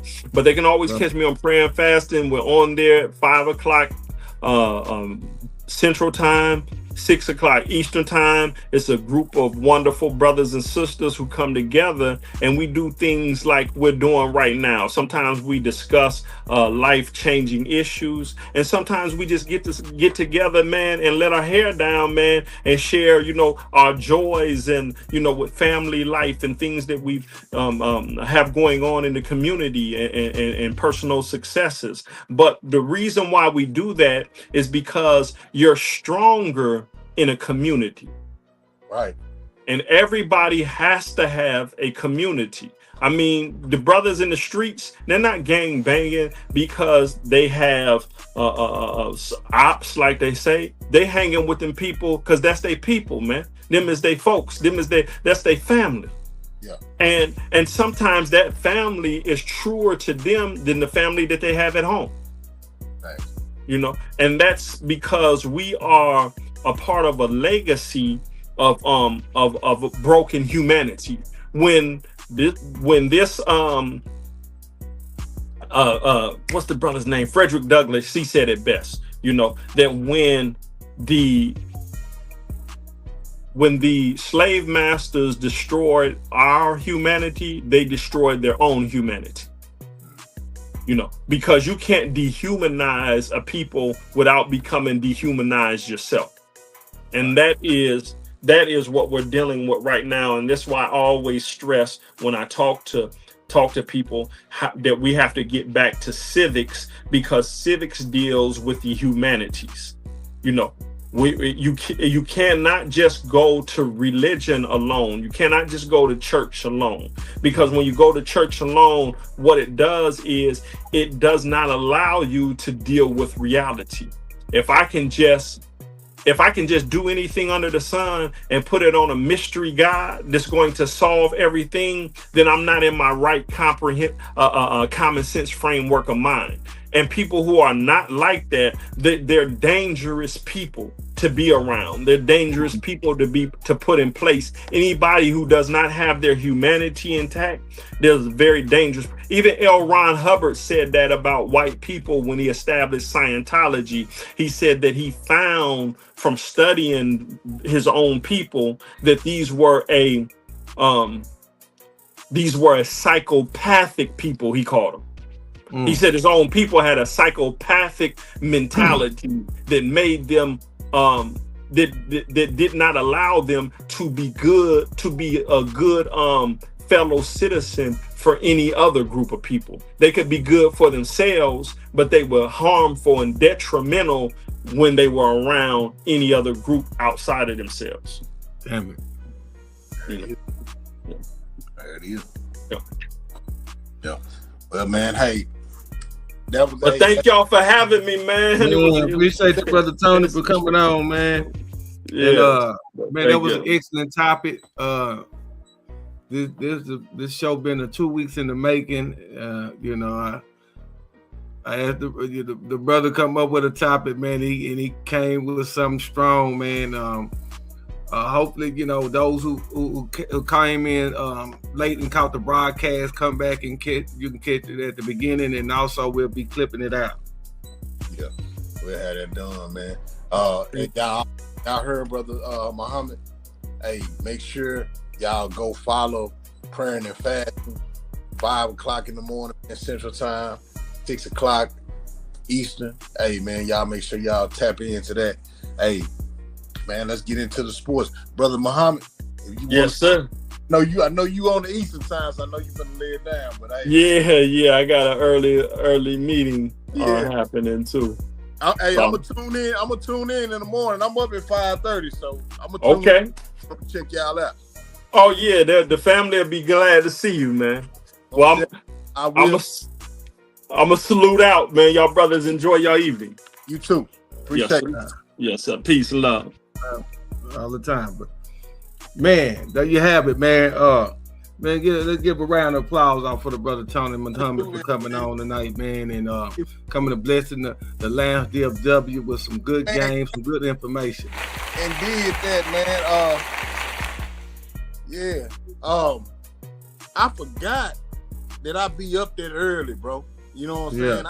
I gotta go back and start getting on that praying and fasting one more time. It's headed by my good brother 12X, aka Chief Abdul Malik Maganah, man. Go check them out, man. They do this 7 days a week. They fast every week. They fast anywhere from 48 to 72 hours every week. That's the most disciplined group that you want to be able to be part of. Prayer and fasting is required. You go just Google how many times prayer and fasting is mentioned in the Bible. That's something that's a requirement. When you begin to pray and fast, you tune into yourself. You find something in yourself that you never knew you had. That's the closest that you'll ever be to God when you pray and fast. Praying is for you. Fasting is for God. Always remember that. Gotcha. Hey man, I'll be on it. I'll be on it in the morning, man. You know, I like to keep my word, man. So you gonna see me on there in the morning. You know what I'm saying? I was like, damn, I do be up at 5 when they were just mentioning it. I was like, man, I forgot I'd be up that early. I remember when I was first watching it, when I was on this journey last time. I used to watch it at least 2 times out the week. But now I'm finna get back on it, man. I'm finna check it out in the morning. And get that going. G1 with the sports, man. What's going on, brother? Microphone check 2 1 1 2, man. What's going on, brother, man? Hey, man, up in here, yeah, man. What's going on, brothers? Hey, nothing but you was early, and I know that. Huh? You say what now, Brody? It's been an exciting week for sports already. Already, yo, that is facts. That is extra, man. Vaccinated, man, for real, man. You know what I'm saying? There's a lot been going on outside the city, inside the city. You know how it go, man. It's getting close to that old football season. You know? It is that time of the year. About that time of the year. I know you're gonna get into that in a minute. When is the first preseason game, though, G? The boys play, I think, this week, man. I think they play this week. They preseason game. Preseason already started last week. I think what was that? Friday or Thursday? One of them days. Yeah. The Cardinals and the Carolina Panthers. That was a good game, man. That's the best game opener we done had in years, man. Man, King went off, bro. Yeah, King. I'm gonna lay it down and go on and let the Cardinals go on and win that. Nah, man, King, man, you know, that's the Lobos, man. That's Longview right there. Right. Yeah, man. So people just kept saying he can run. Can he throw? Can he throw? I'm like, you proving to y'all he can throw the ball too. So yeah, he gonna be a threat. He kind of reminds me of I ain't gonna lie to you, man. He kind of reminds me of a beefed up Trevor Lawrence, bro. Yeah, he gonna give a competition in that quarterback position. You know what I'm saying, over there with your boy Bryce Young. So you want to have that, man. When you got 2 young quarterbacks, you want to make sure you got the guy. You don't want to make sure you got something that's gonna hold you back on your contract. You know what I'm saying? You think he better than Young? I don't know, man. We gotta see. Young is a good player. He just now getting experience, man. They took Young through the mud, man. Talk about get rid of him, then benched him, then brought him back. Like he done been through the mud, man. So, but let's go and get into the sports, man. We got a lot to cover, man.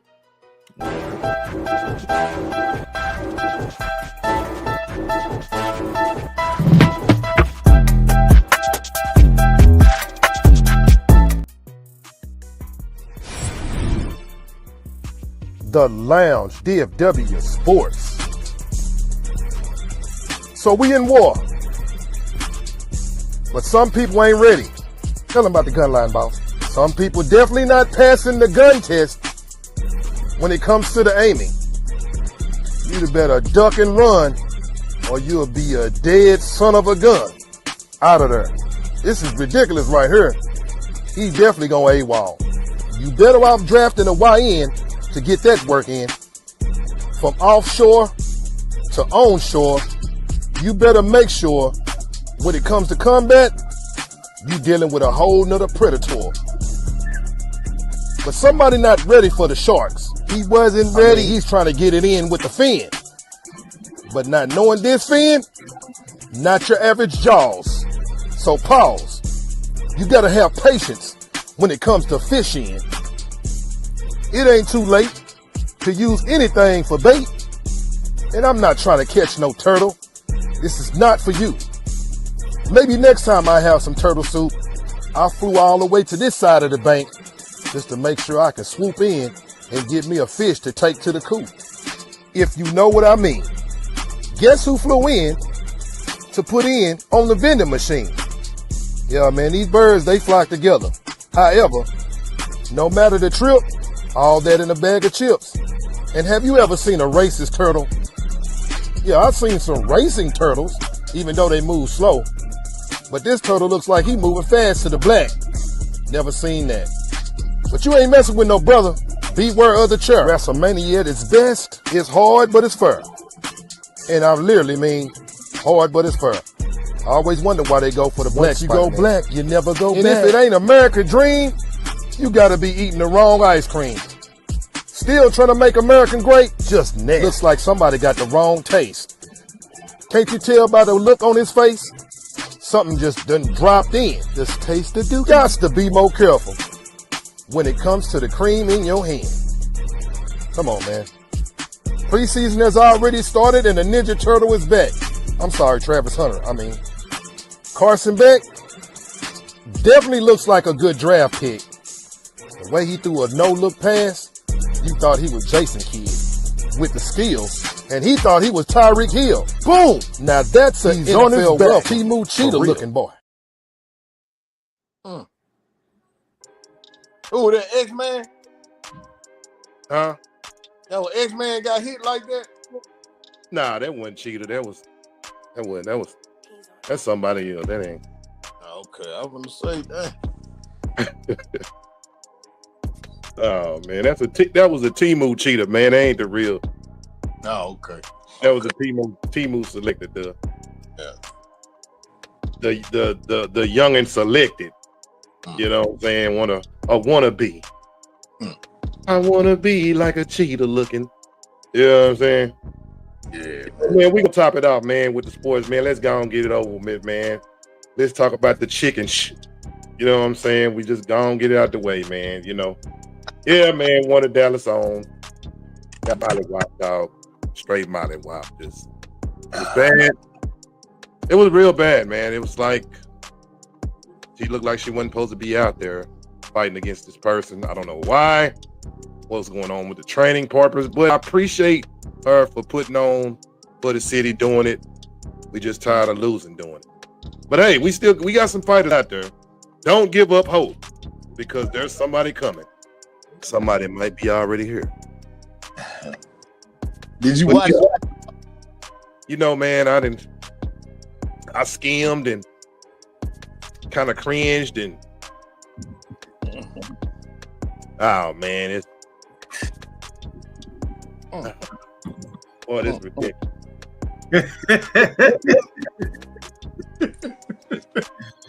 Oh, Oh man.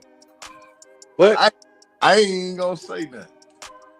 you say you ain't gonna say nothing. No, go ahead, brother. This is the Lounge DFW, man. You are allowed to say yeah, what you can say, man. You know you're gonna get this work. Now, hey, this is part of the game. You know you're gonna get the hey, you know you're gonna get this work. She got man. another shot at the title, man. She blew it, man. That's just what that is, man. You know, we gotta keep it a buck. That's what we're gonna do. We're gonna keep it 100 on the line. I gotta keep You it know. 100, dog. You know how it go. People We gonna kept be it like, real with Earl, didn't we? kept it real with her. We don't keep real with everybody. Don't matter how you come on show, you're gonna get this work. We still love you, but you're gonna get this work, man. We want to know why, what happened, was you ready? Chicken, What happened? look, check this out, Chicken. I'm coming to your shop next week, and we gonna go on and do an exclusive interview, and you just gonna tell us what tell us about it. You know what I'm saying? We're just gonna talk about it. It ain't gonna be I ain't got nothing to say today. We want everything to be exclusive. I'll be up there. Matter of fact, I'm gonna give you a call tomorrow in the afternoon, and we're gonna set this shit up, man. How y'all feel about that? I feel like this was the best look of the fight right here. This was probably the best look Let of me the see. fight. Okay, then. It was the best look. That's AI. No, that's Sharita Mitchell, man. That's chicken, dog. Hell no. Yes, sir. Okay. I want to say, man, she been working. She in shape. She been putting in some work. I've been following her at the gym. She been putting in work, bro. You know, this, like I say, this was the best look. I say that's just my opinion. You know, I can't show too much of nothing else. You know, I don't want to get us in trouble. Not close as to get my friends when it comes to skin, dog. You know what I mean? Yeah. Just saying, man, because you know they would trip. Oh, he was showing some like what? Showing what? But yeah, man, shout out to Chicken, man. Shout out to Miss Mitchell, man. She, you know, it takes a lot of heart, man, to be a fighter, to get out here and win or lose and put your body on the line every time doing it. So we can talk smack all day. You know how us couch people are. Yeah. Some of us, you know what I'm saying?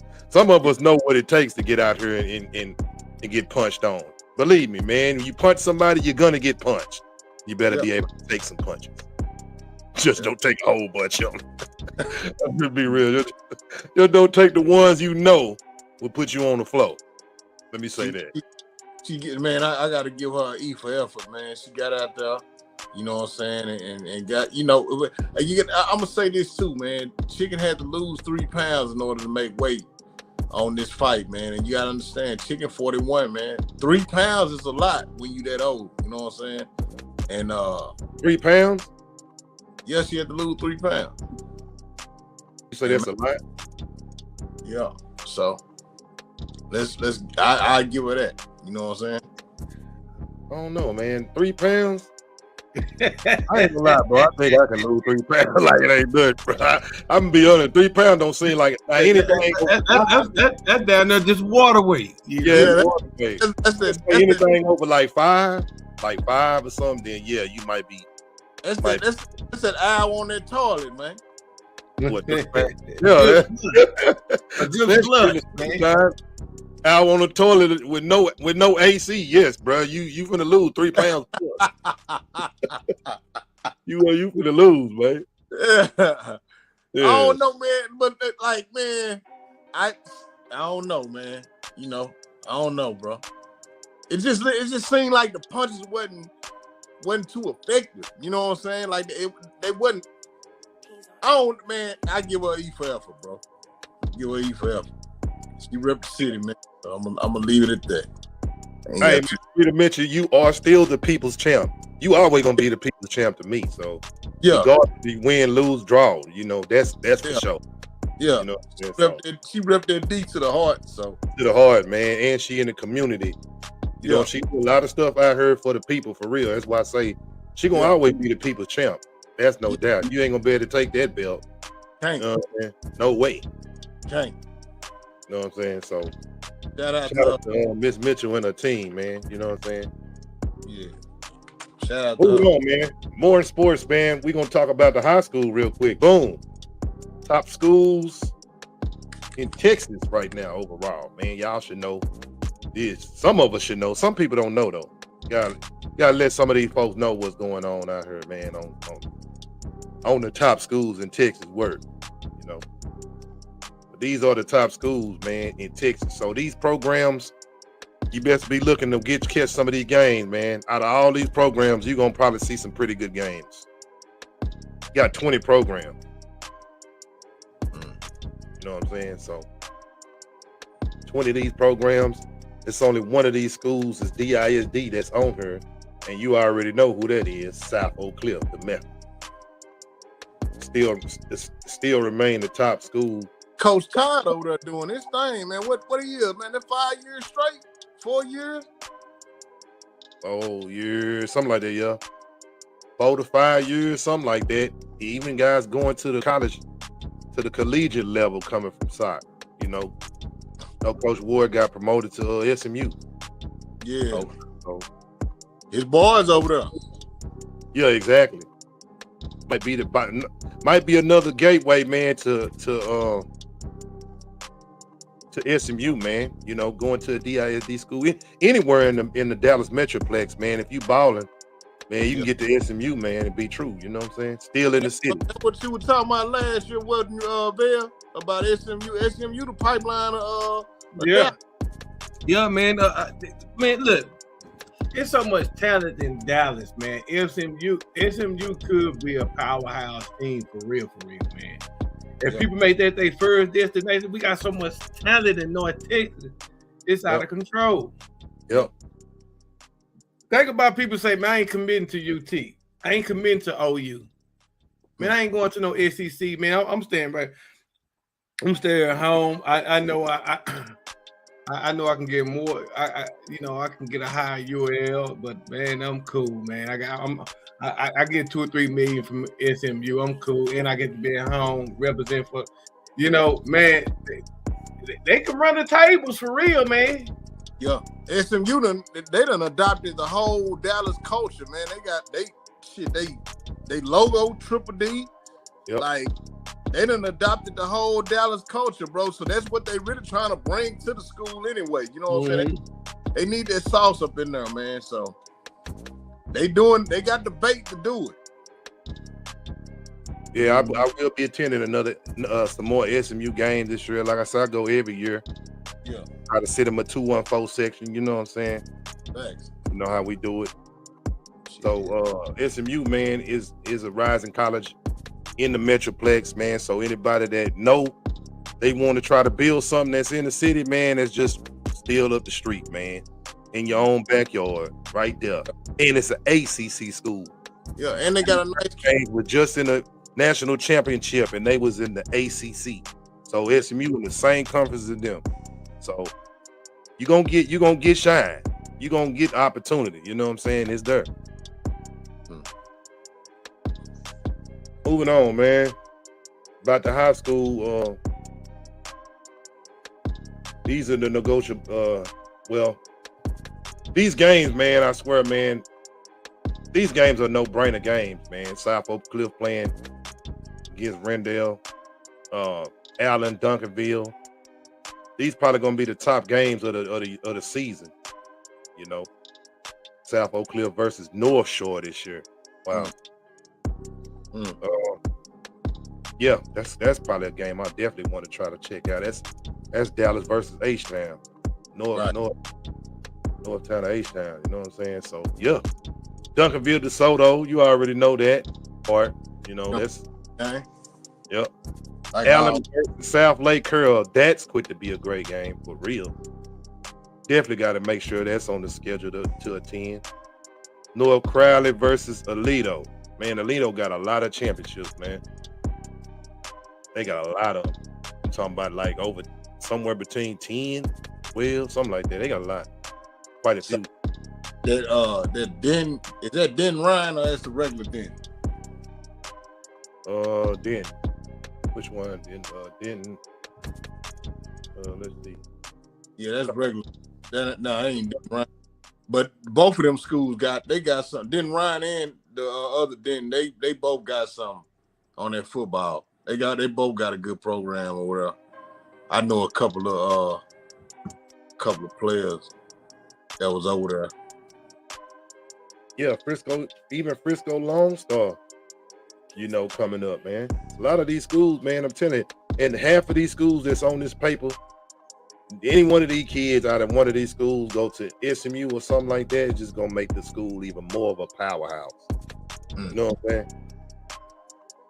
So, man, it's some games, man. It's some good games coming up for sure in high school. We definitely will be there attending. I know I am. Yeah, for sure. Moving on, man. Cowboys, man, just did something major, bro.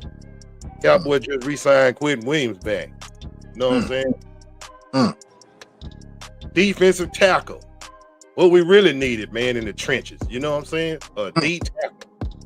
Sign it back. Y'all, everybody was arguing about, man, they give him this much money. They could have gave that to Micah Parsons. No, we did what we did right. We did right. You know what I'm saying? Are you satisfied with the defense now? It looked like we still got just some rep work. You know what I'm saying? Like just playing more. I think they just need the experience playing with the new coach. He did say he was trying to tell them, man, stop showing on social media my defense, man. Like, can we get the cameras out of here? I don't want them looking at some of my stuff, man. Yeah. You know what I'm saying? Which I do kind of understand, but if you feel like they looking too much, just throw a little vanilla stuff out there, man. Just don't even show them too much. You know what I'm saying? Hey, somebody get burned on a couple plays, you know what it was. Like you be like, oh man, he got burnt. I ain't tripping. That wasn't even a play I run anyway. You know what I'm saying? Can't show your hand too much, man. $10.59 million for 3 years. Sounds pretty nice, boy. Pretty nice, man. Pretty nice for a defensive tackle, ain't it? Yeah. One of the highest paid defensive tackles Cowboys in hand, and well, he like one of the second highest. You know what I'm saying? One of the second highest. 63.35 fully guaranteed at signing. Wow. 101 million total guaranteed. Big money. Sweet deal. Sweet deal. 3-year extension at that. Came from the Jets. You know that's the guy we drafted to the traded from the Jets, right? You know that, right? Yeah. Yeah, man, one of the things. That's a sign, bro. That's a sign. But I'm gonna stay low key. I'm gonna stay silent about this shit. But man, I just can't wait till the season start, man. I want to see what these boys gonna do, man. See, they love this, man. They got it done with no drama, out of nowhere. We keep seeing it. Truly, Cowboys are moving, operating different, man, these days. It's so refreshing. That's what's being said. It is, bro. Like, it's so refreshing to know that Jerry doing something. That we always had the years and stuff where Jerry really be like, man, Jerry ain't do nothing, bro. We stuck with the same, you know what I'm saying? Yeah. So he making some splash or some difference. So when you do something different, you get different results. You know what I'm saying? Moving on, man. Now we getting to the point, man. We might not be talking about the Dallas Cowboys right now, but we gonna talk about your boy Shador, man. You gotta. I had to say something about this. Shador is quarterback performing better than Deshaun Watson right now. That is the talk. That is the biggest thing. The whole field is rallying behind Shador. Every time Shador step back, throw a play, do something good, the players on the sideline is excited, crunk. You know what I'm saying? So that tells you a lot, man. That tells you a lot about his performance so far. Look at them stats, man. 115 out of 164. You know what I'm saying? And Your boy got 162 attempts out of 104. So Shador pretty much got him by like 10, 9, whatever. So it's comparisons of little similarity, but you got to look at that, man. This Shador first year. Sean Watson in the league, how long? You know what I'm saying? The pressure on Poe Dylan Gable. Man. He just a player on the team, dog. Just threw him in a fire, man. Just threw him in there. He just so happened to be on the roster, man. It ain't his fault. 11 completions, 16. 11, 16, 11, 16. Only difference, Watson didn't throw no touchdown. Sanders did throw a touchdown and an interception. You know what I'm saying? So all the greats do that shit. I mean, he got a touchdown and a pick. The pick probably wasn't even his fault. Probably somebody just didn't even catch the ball. Ball slipped off his hands or something. Bet you that probably might have been what it was. But 0 touchdowns, I can't go for that. Same completions, no touchdowns. Yeah, I'm putting the guy in that's scoring. I'm sorry, we need the points.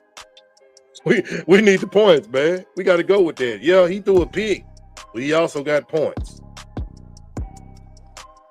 You know what I'm saying? So, but yeah, man,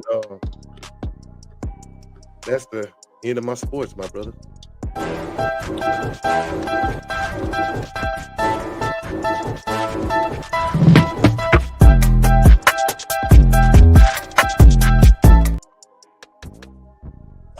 Well, y'all, hey, man, that was our show for the night. Before we go, man, hey, this weekend, we will be attending the Skyline Ranch, man. We're going to be going out here, man, and, giving some guidance and, man, helping out the youth this weekend, man. We will be at the Skyline Ranch, man, and at the 2nd annual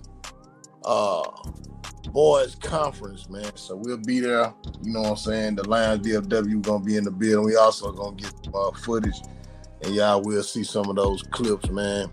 If y'all want to attend, that is the information right there. Y'all can go register. Matter of fact, you can scan that QR code with your phone right now and register right there, man. And we will be in the building though. Highly influenced. Also, baby got an event coming up too, man. So y'all make sure y'all, ladies, y'all want to get down with that, man. There you go, man. The information right there on there. It's out in Farmers Branch. They are hosting all women's event.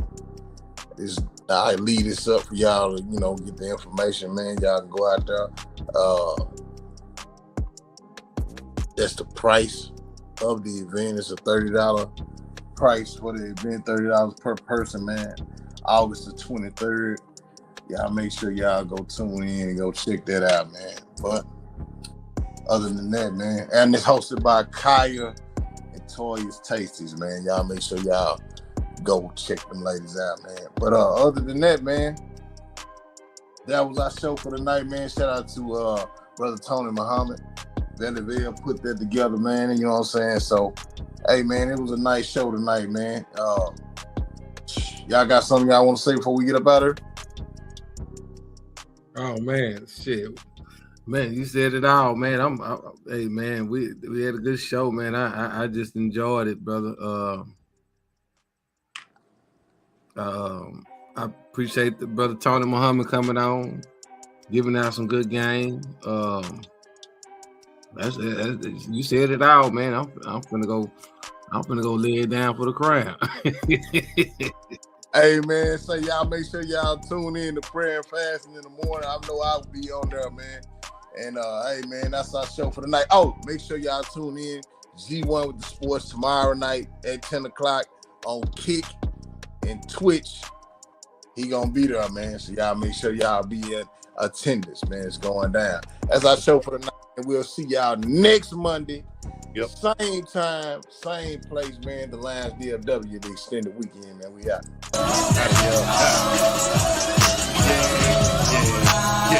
What time is it? A good time. What time is it? A great time. What time is it? It's our time. What time is it? It's show time. What time is it? It's my time. What time is it? It's your time. What time is it? It's our time. What time is it? It's show time. With a fashion, the main attraction, the minute we step out the door. You dig? Y'all been around, we ready to slide on any nigga wanna go. You dig? Whatever the place, whatever the stage, we keep the people won't go again. Forever so solid, surrounded with talent already, we running the show for real. System function, jumping. Yeah, we doing something, not standing around looking at each other doing nothing. It's about that time, cause I ain't wasting mine. Any millisecond on the clock, I'ma maximize. Maxed out seats, a hole in the wall and all. Regardless of the situation, the play is the ball. Knock the roof off the stadium. Performance on live stars in the universe, having a good time. Element of surprise or through electronic device. Got you feeling the vibe, now you're moving from side to side. If they stuck and they high, don't worry, pay them no mind. Long as they ain't tripping, we ain't got reason to slide. It's a no-go, under the field like a low blow. Losing regulation, got them hating on the low. You can hit the dough, bro. You ain't gotta go home, but you got to get the hell up out of here. It's about the show. What time is it? A good time. What time is it? A great time. What time is it? It's our time. What time is it? It's show time. What time is it? It's my time. What time is it? It's your time. What time is it? It's our